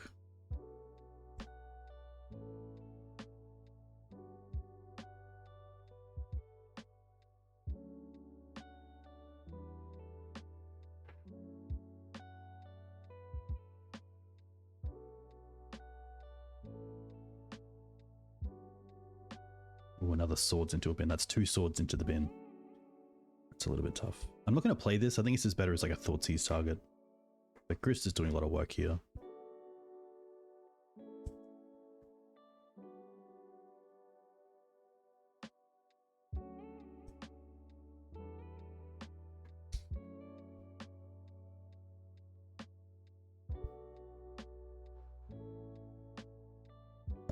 I like that this song is called Stuck on My Plateau, which has definitely happened a bunch of times with green cards in my hand and plateau in play. Okay. Let's tick up again.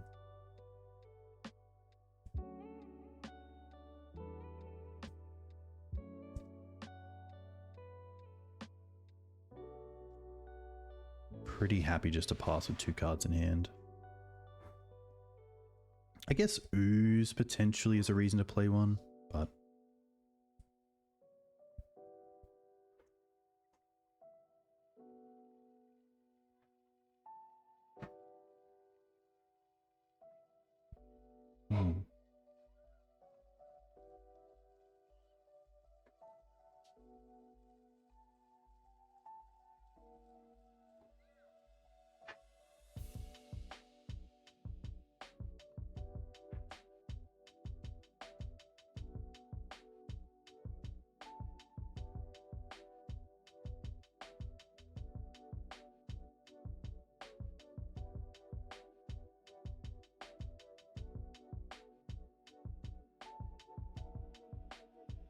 Alright.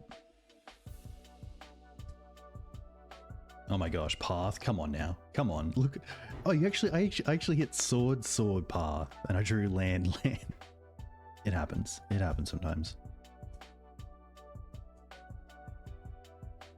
Come on, Grist. I thought we were friends.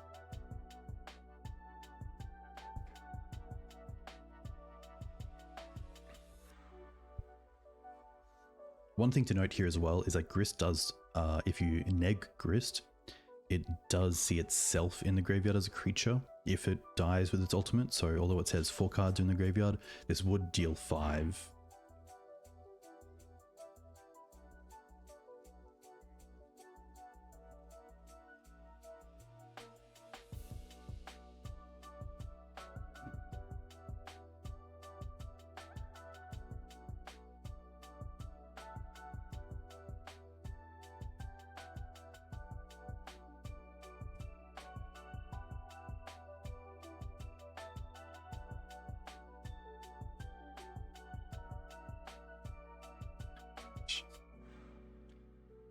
Alright, we'll attack with all except for Nobled. And then even if they have Bowmaster, I guess they could Bowmaster the Grist.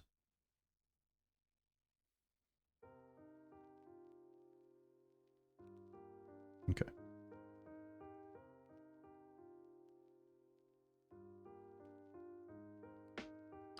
don't really want to change anything. Ajani's kind of cool though. Let's just see what Ajani's like. It could be a knight. Knight's fine, but I want to test Ajani a little bit more. Yeah, Shadow typically plays it. I've been beaten up a lot by a Shadow. Here it is. Here's that plateau we're talking about. Okay, keep this bottom the Dryad Arbor.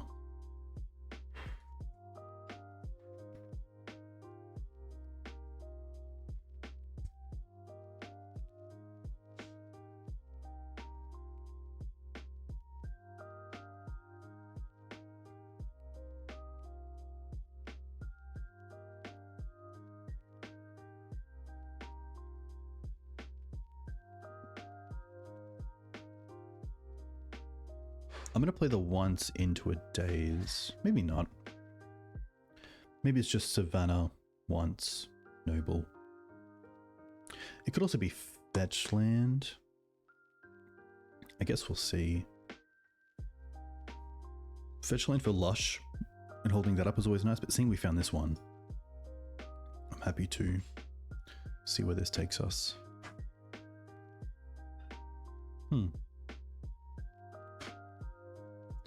I am just going to get the knight here.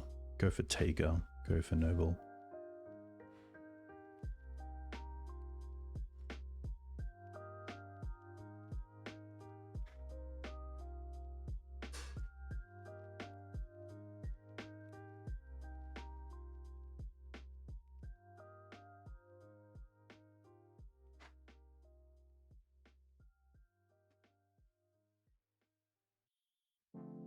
Okay. Now we have Lush open.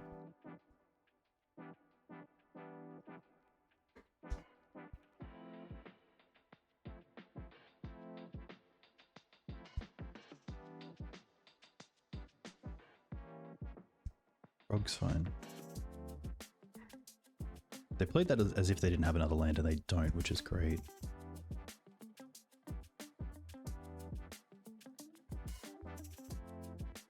Lush, swords, path, pyro, nice, put on top.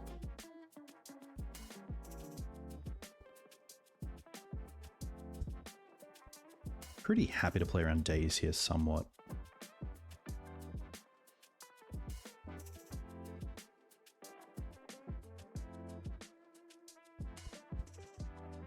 Okay.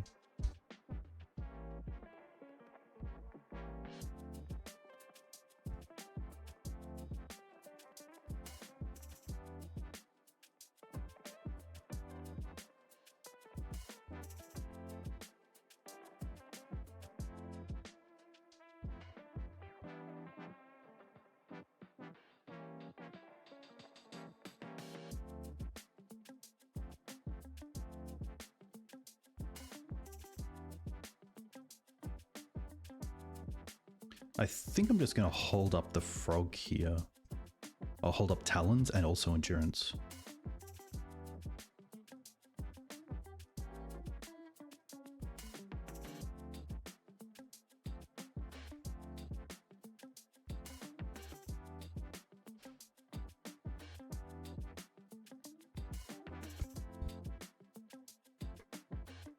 Potentially see if they try to build it up a little bit.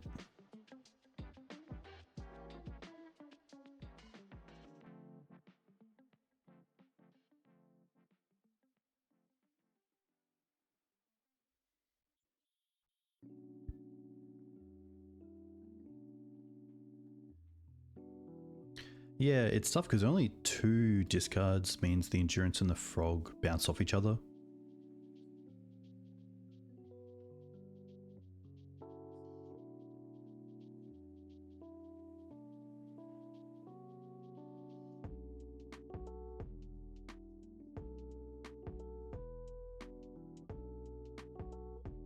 They also know the card they might be drawing here with the brainstorm, so see how they set that up.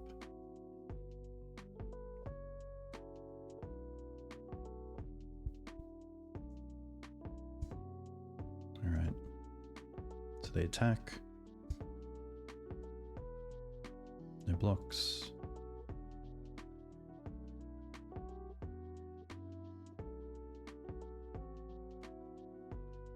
Discard a Traxxer. 1, 2, 3, 4.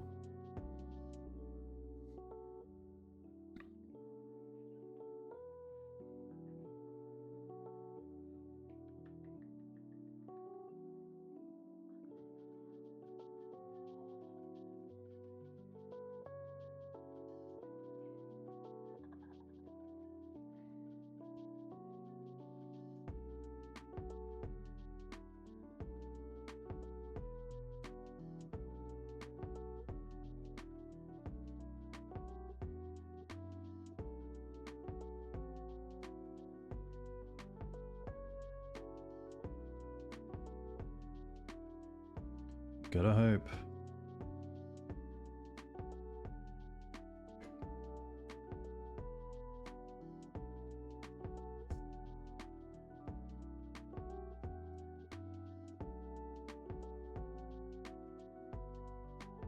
Yikes. That's a little bit tough. But yeah, maybe the deck needs like 4 blast. At least. I've been feeling like mana hasn't been great this league, but I feel like 23 lands with the 4 onces is fine. But potentially it's looking at like, you know, Plateau, Scrubland, and Plains, and Caracas are all non-green sources. So maybe there's been a few times there where it would have been better. But yeah, really need to see removal in that matchup, and like, you know, 1 swords isn't going to cut it.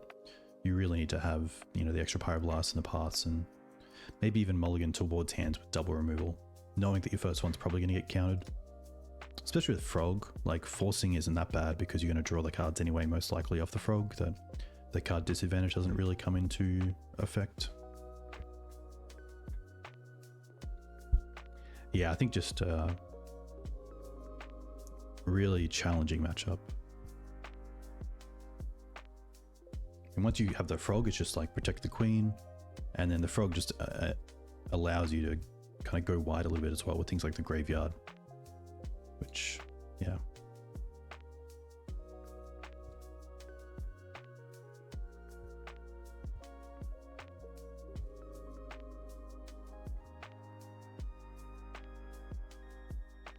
But yeah, it'll be interesting. So I do hope that Grief goes, and it'll be interesting to see how decks adapt after that.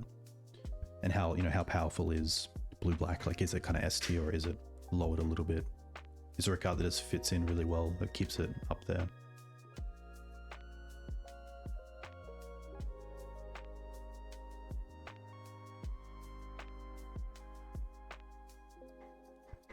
But yeah, potentially like a build with Scrib Ranger would be nice again.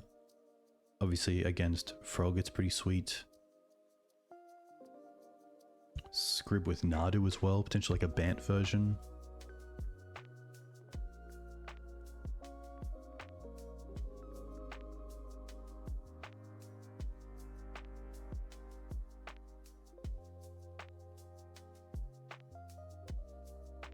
But yeah, I'm trying to think of other red Green Suns targets that would allow Ajani. It's a tricky one.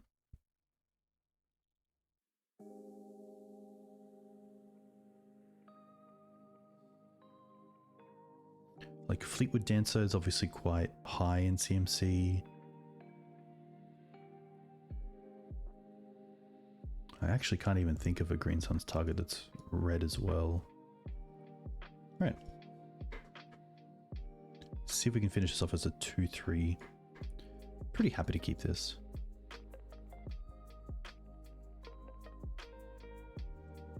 Island. Okay.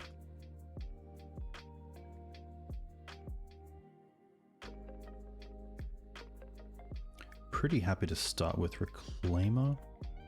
Although Green Suns is also pretty nice. Yeah. When in doubt, accelerate.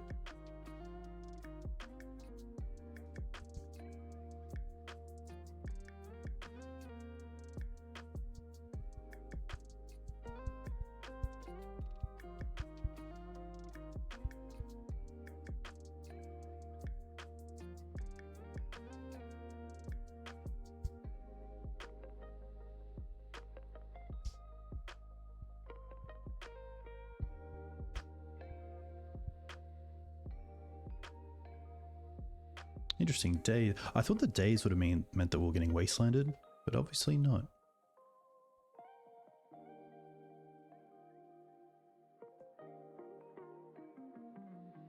Ooh, that's Ajani. That's kind of cool. Okay. We've only seen Island. Sorry, we've only seen these kind of spells. And a Dazed Acceleration.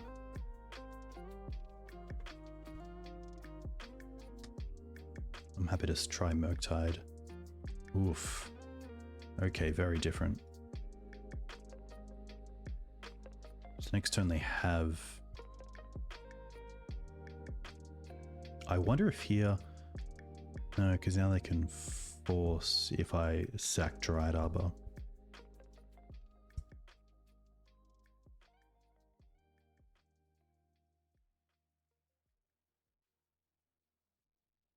Savannah? Reclaimer.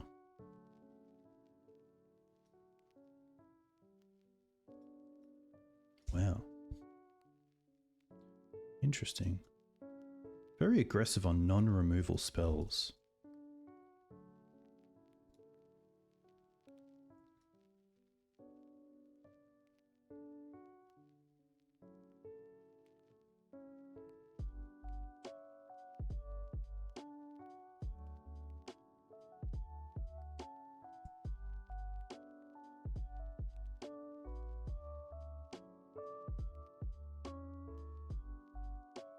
Yeah.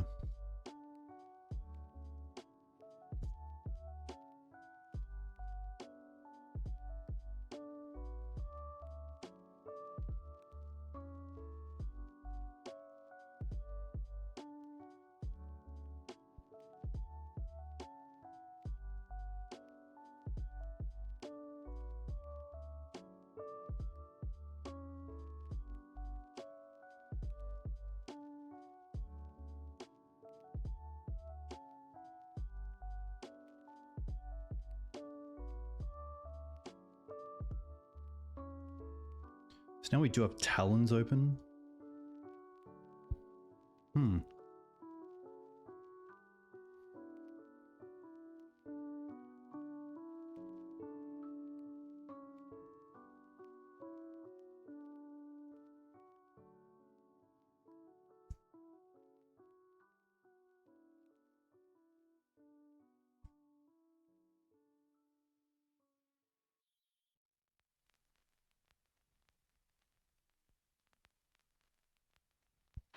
A little bit awkward, but I kind of feel like we just can't allow them to have an extra card draw.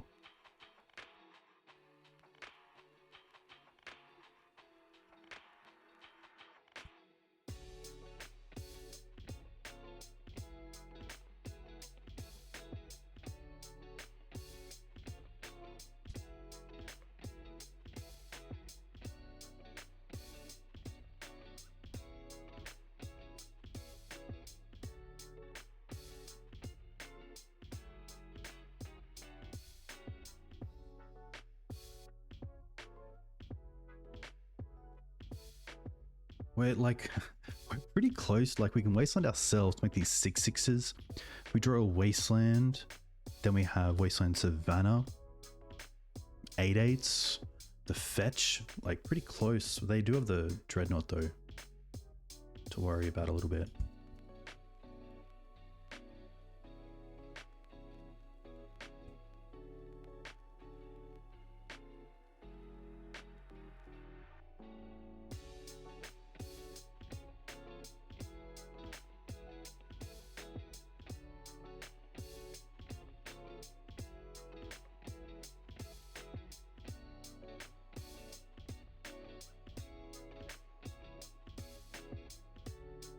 Okay.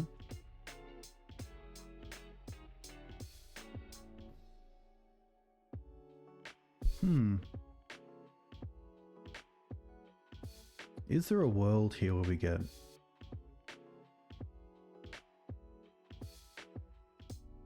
Cradle? 1, 2, 3, 4 mana. 1, 2.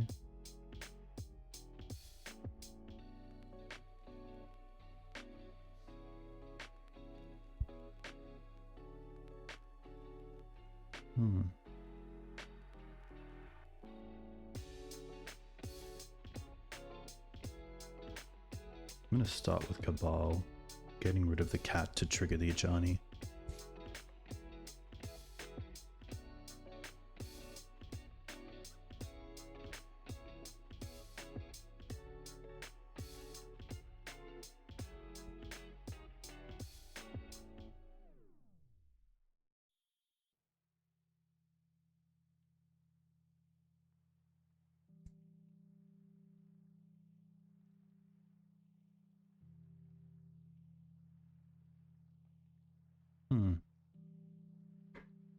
I think just in case it's dressed down would be kind of lame. Null Drifter.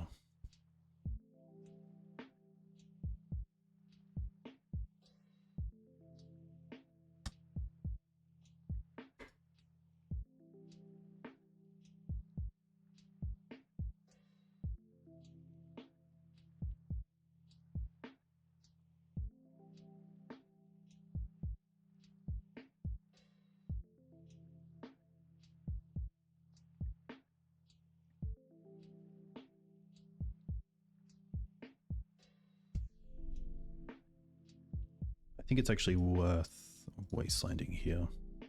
Should have done it before.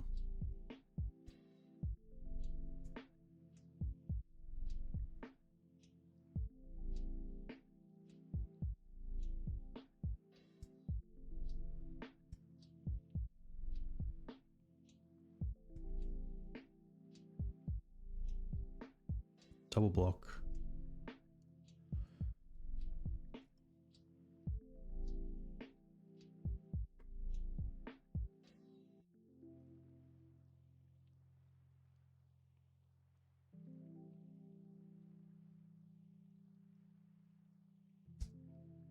Okay.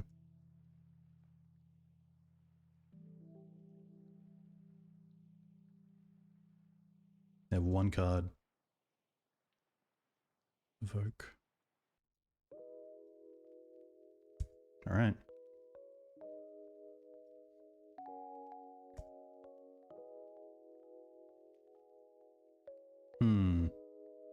Graveyard.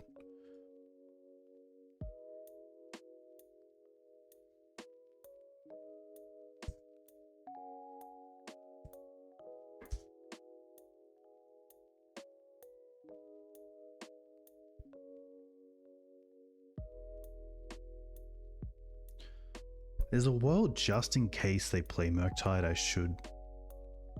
Endurance.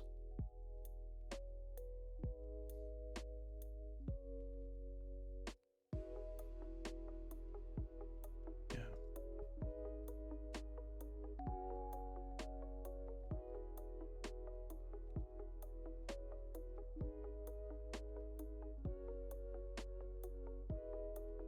Kind of like holding the Ignoble Hierarch just in case I want to have 3 mana next turn, if it gets to that stage.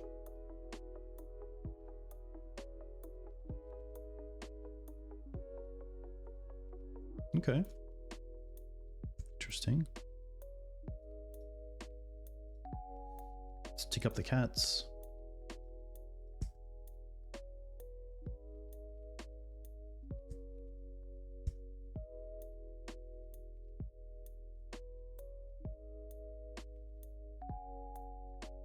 Play the ooze.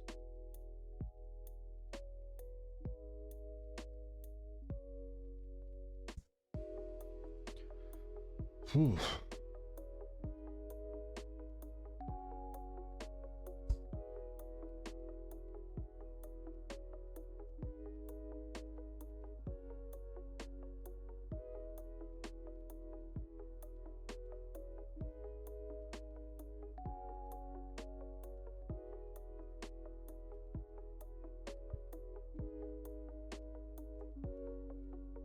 There are a few creatures in the yard.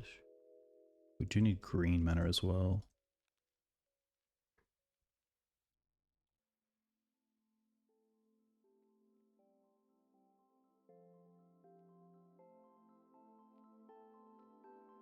I never actually read the ulti. Doesn't do anything here.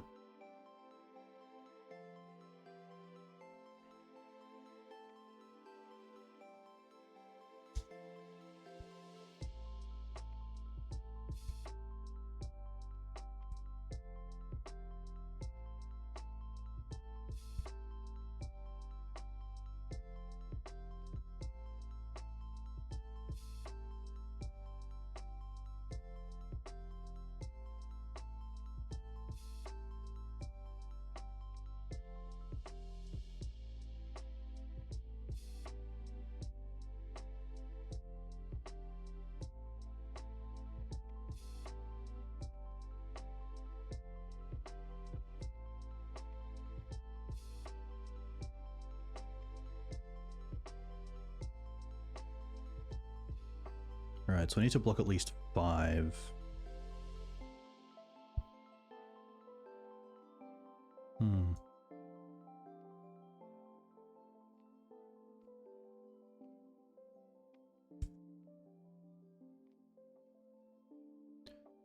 If I put all, that is 12 pretty much.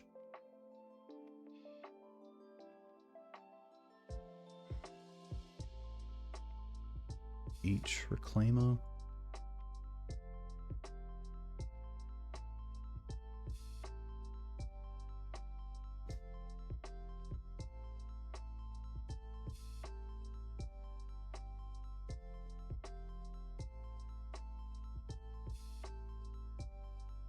Oh, it was 11? Tough.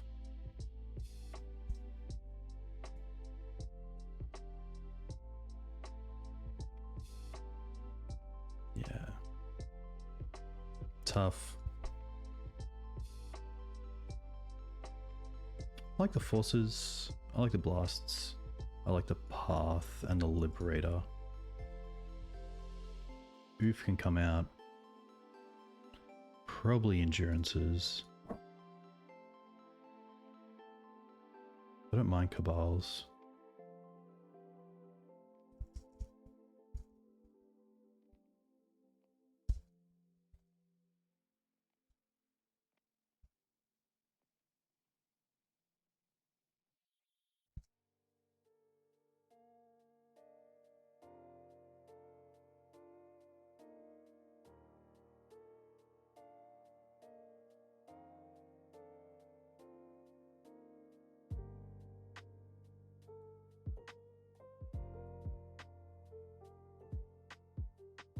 Could be Ajani, sorry Ajani.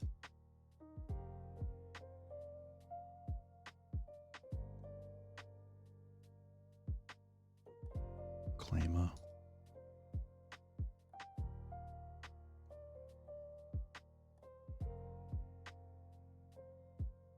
Yeah.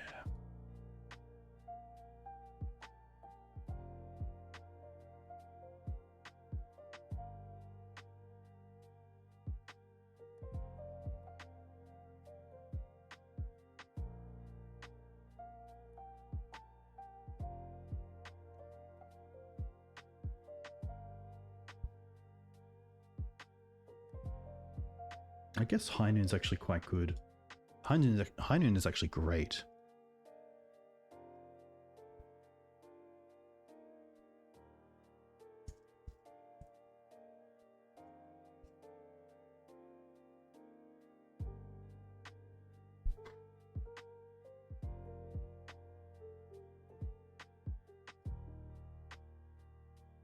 Okay, happy to keep this.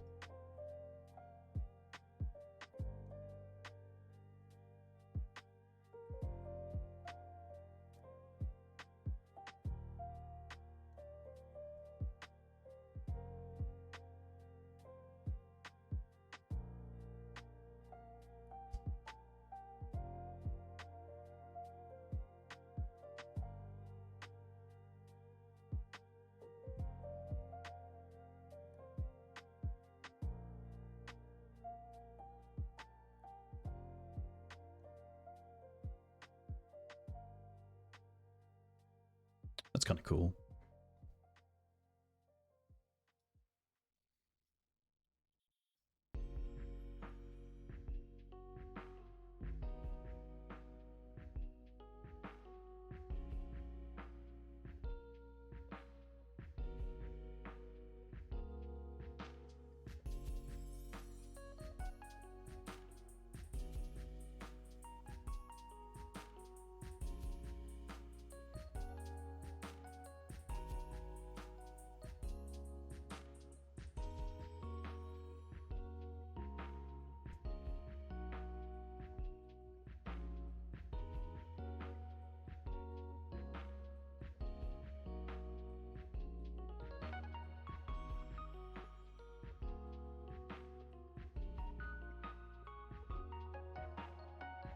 Go for Liberator.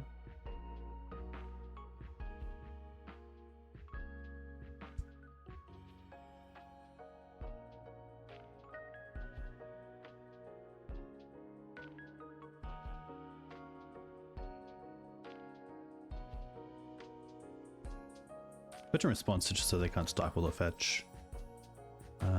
And here I probably don't mind just getting... Do I really care if they wasteland me?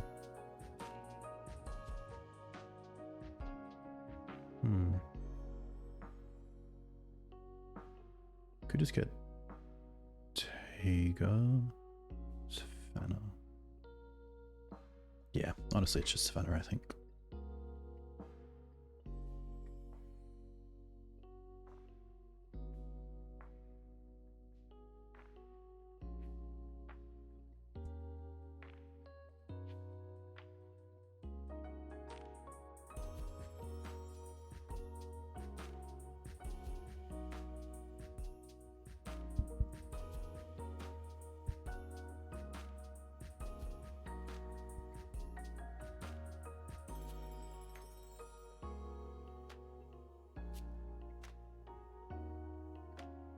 The nice thing here is that I guess the Liberator is going to flip.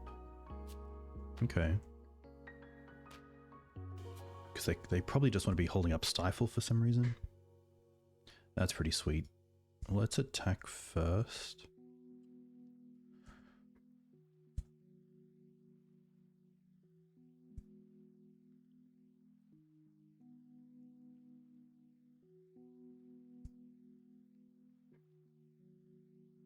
Play the Wasteland. Play High Noon.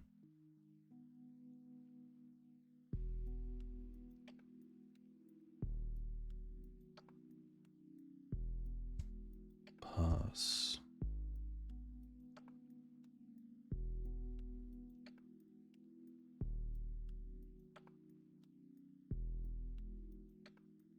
I'm going to go after the mana source here. They have Stifle, it takes their whole turn, which is nice.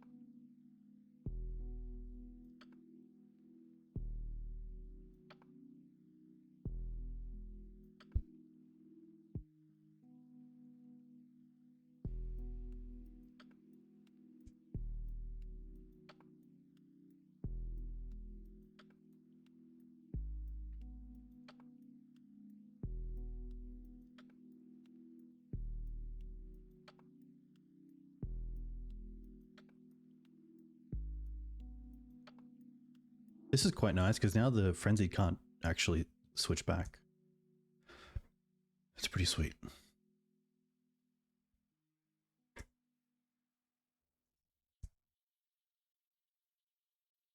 I guess unless they deal with High Noon with the one spell.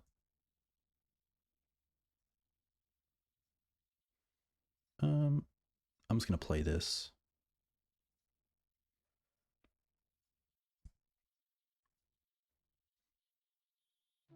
And then go with Knight.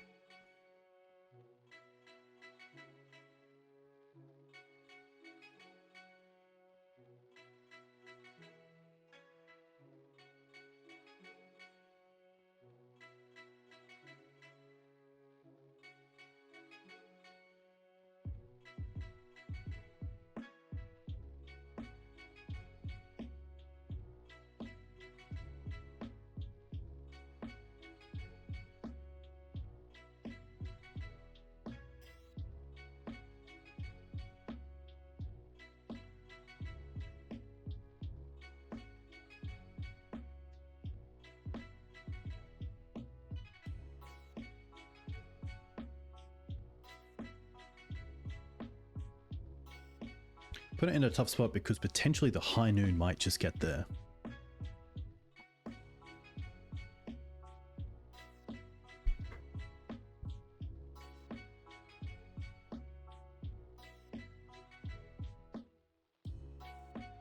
Okay. It might even be Dress down here and then untap.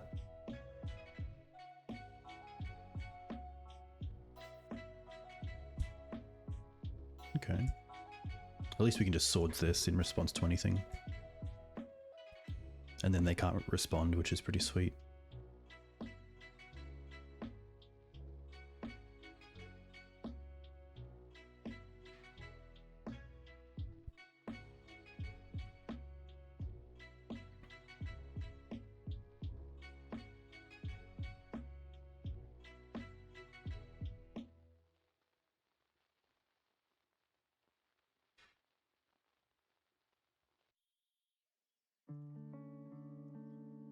They could also stifle it, so it's not... Very interesting.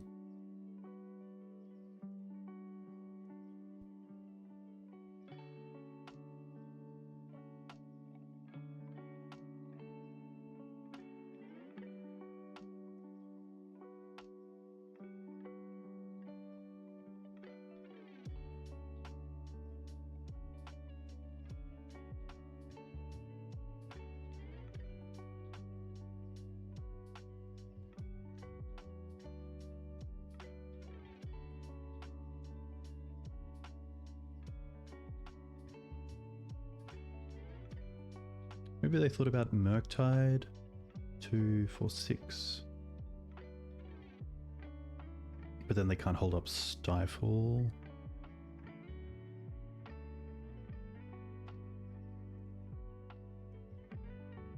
I do like that most players think when they see Knight and a Reclaimer, they just think of depths and then always in the back of their mind have like a bit of what do I have against depths? How do I keep up my mana in a way that I can interact with it potentially?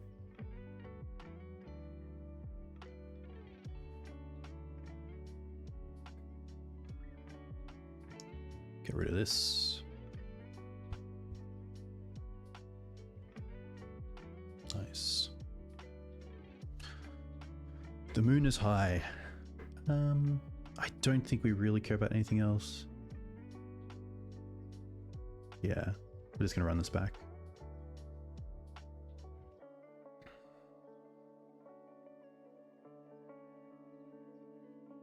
Okay, pretty happy with this. We have some good mid game and some really good control of the early game. Would love to see a Ponder. Nice. This means we can just fetch straight away with the Windswept.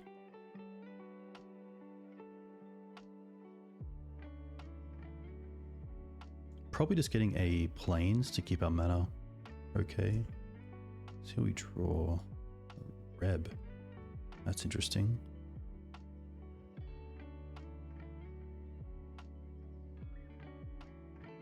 But yeah, Plains hold up Sword, then hold up High, or play High Noon the following turn potentially.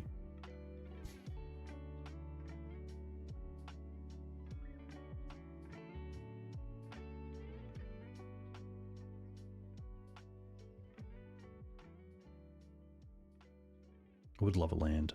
Would love. Nice.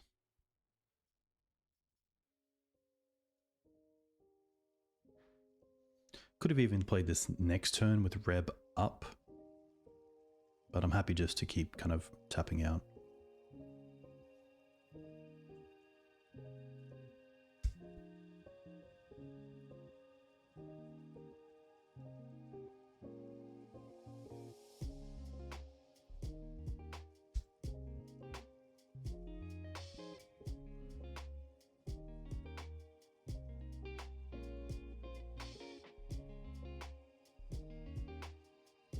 Okay.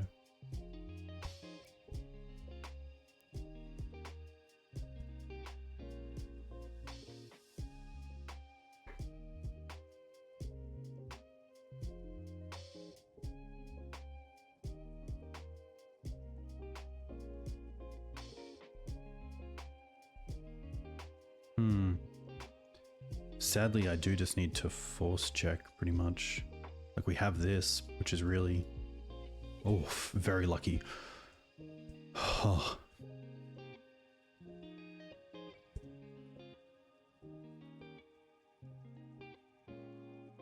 Should have also fetched, but here we are.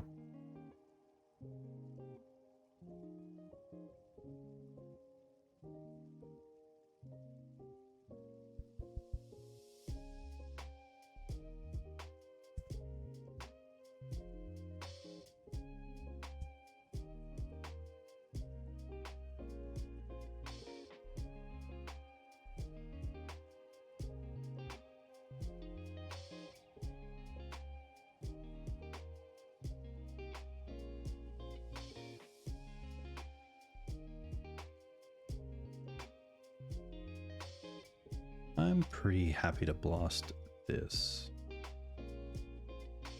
as we can't use it on counter magic anyway.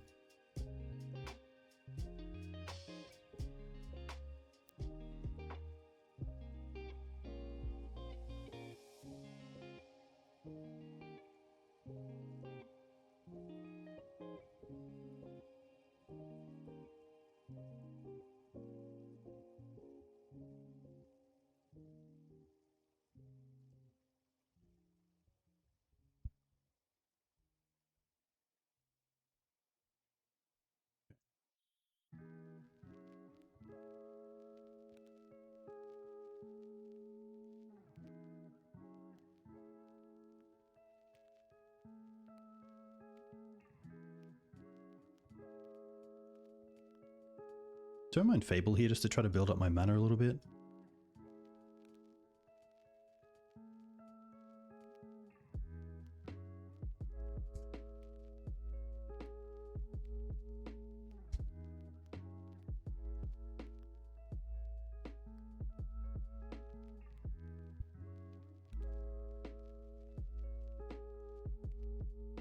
I'm gonna try to use Tundra.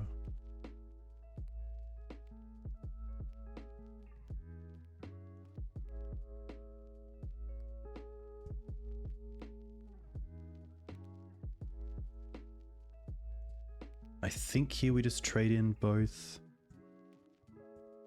the Force and the Green Suns. But it's tricky. I think we have to, kind of. Or else we might not get a chance to. Hey Harry, too kind. Hope you're well.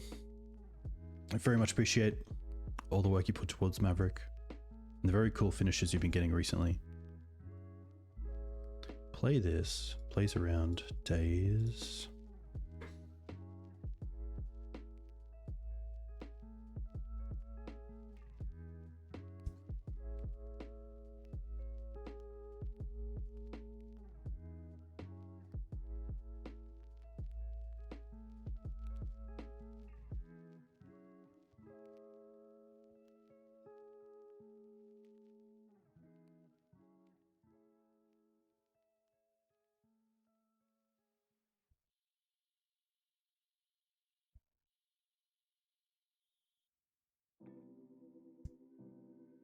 A land off the top would allow us to hold up High Noon, which is kind of cool.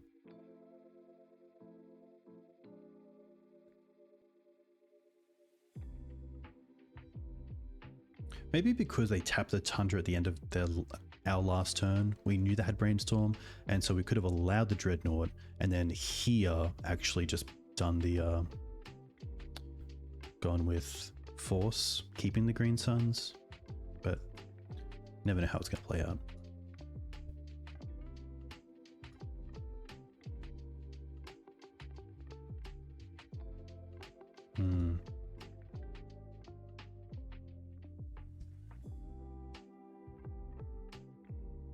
So now we need like Pyroblast or Swords.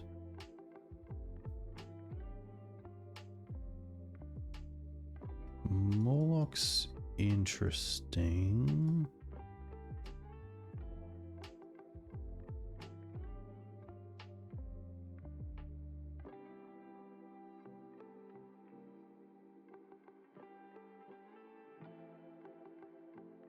Ah, but it doesn't do anything, of course.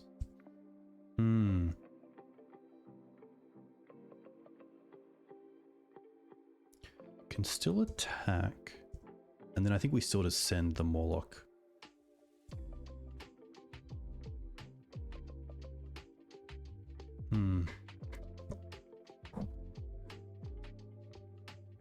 Unless we need the Morlock to throw at the Murktide plus the High Noon. We draw a land off the top. 2, 4.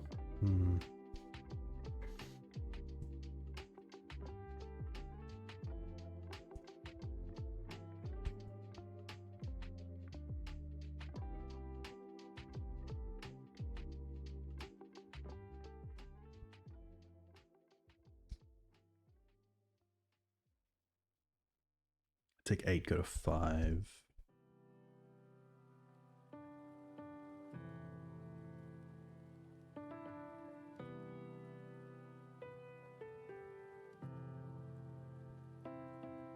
and step dress down. Okay.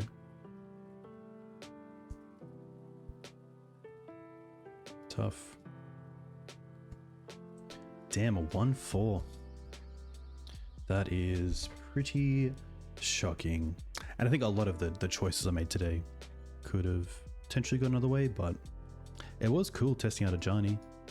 But I think I've kind of just put a bunch of cards together. I haven't thought too hard into like really getting Ajani working outside of Cabal Therapy, like even little things like having a real understanding of how many red cards you should have for the Ajani 0 in the deck, and potentially this being like a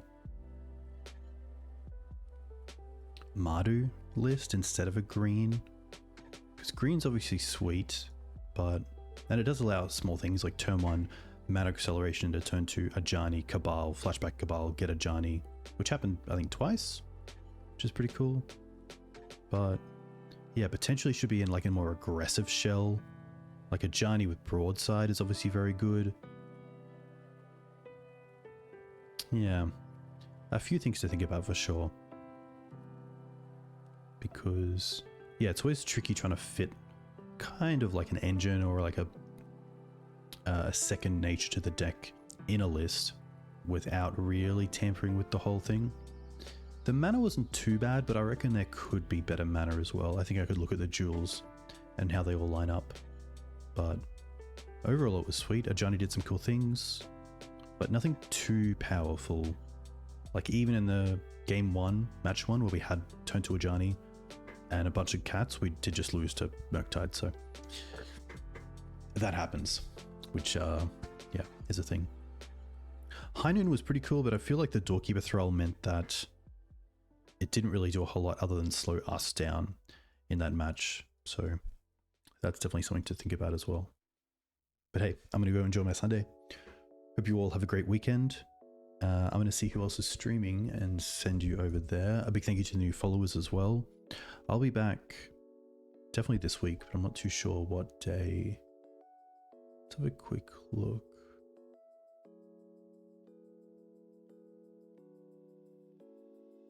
The Big Friendly Gamer. Nice. Alright, team. I think it's /raid. Yeah. Nice. Big thank you once again. Catch you next time.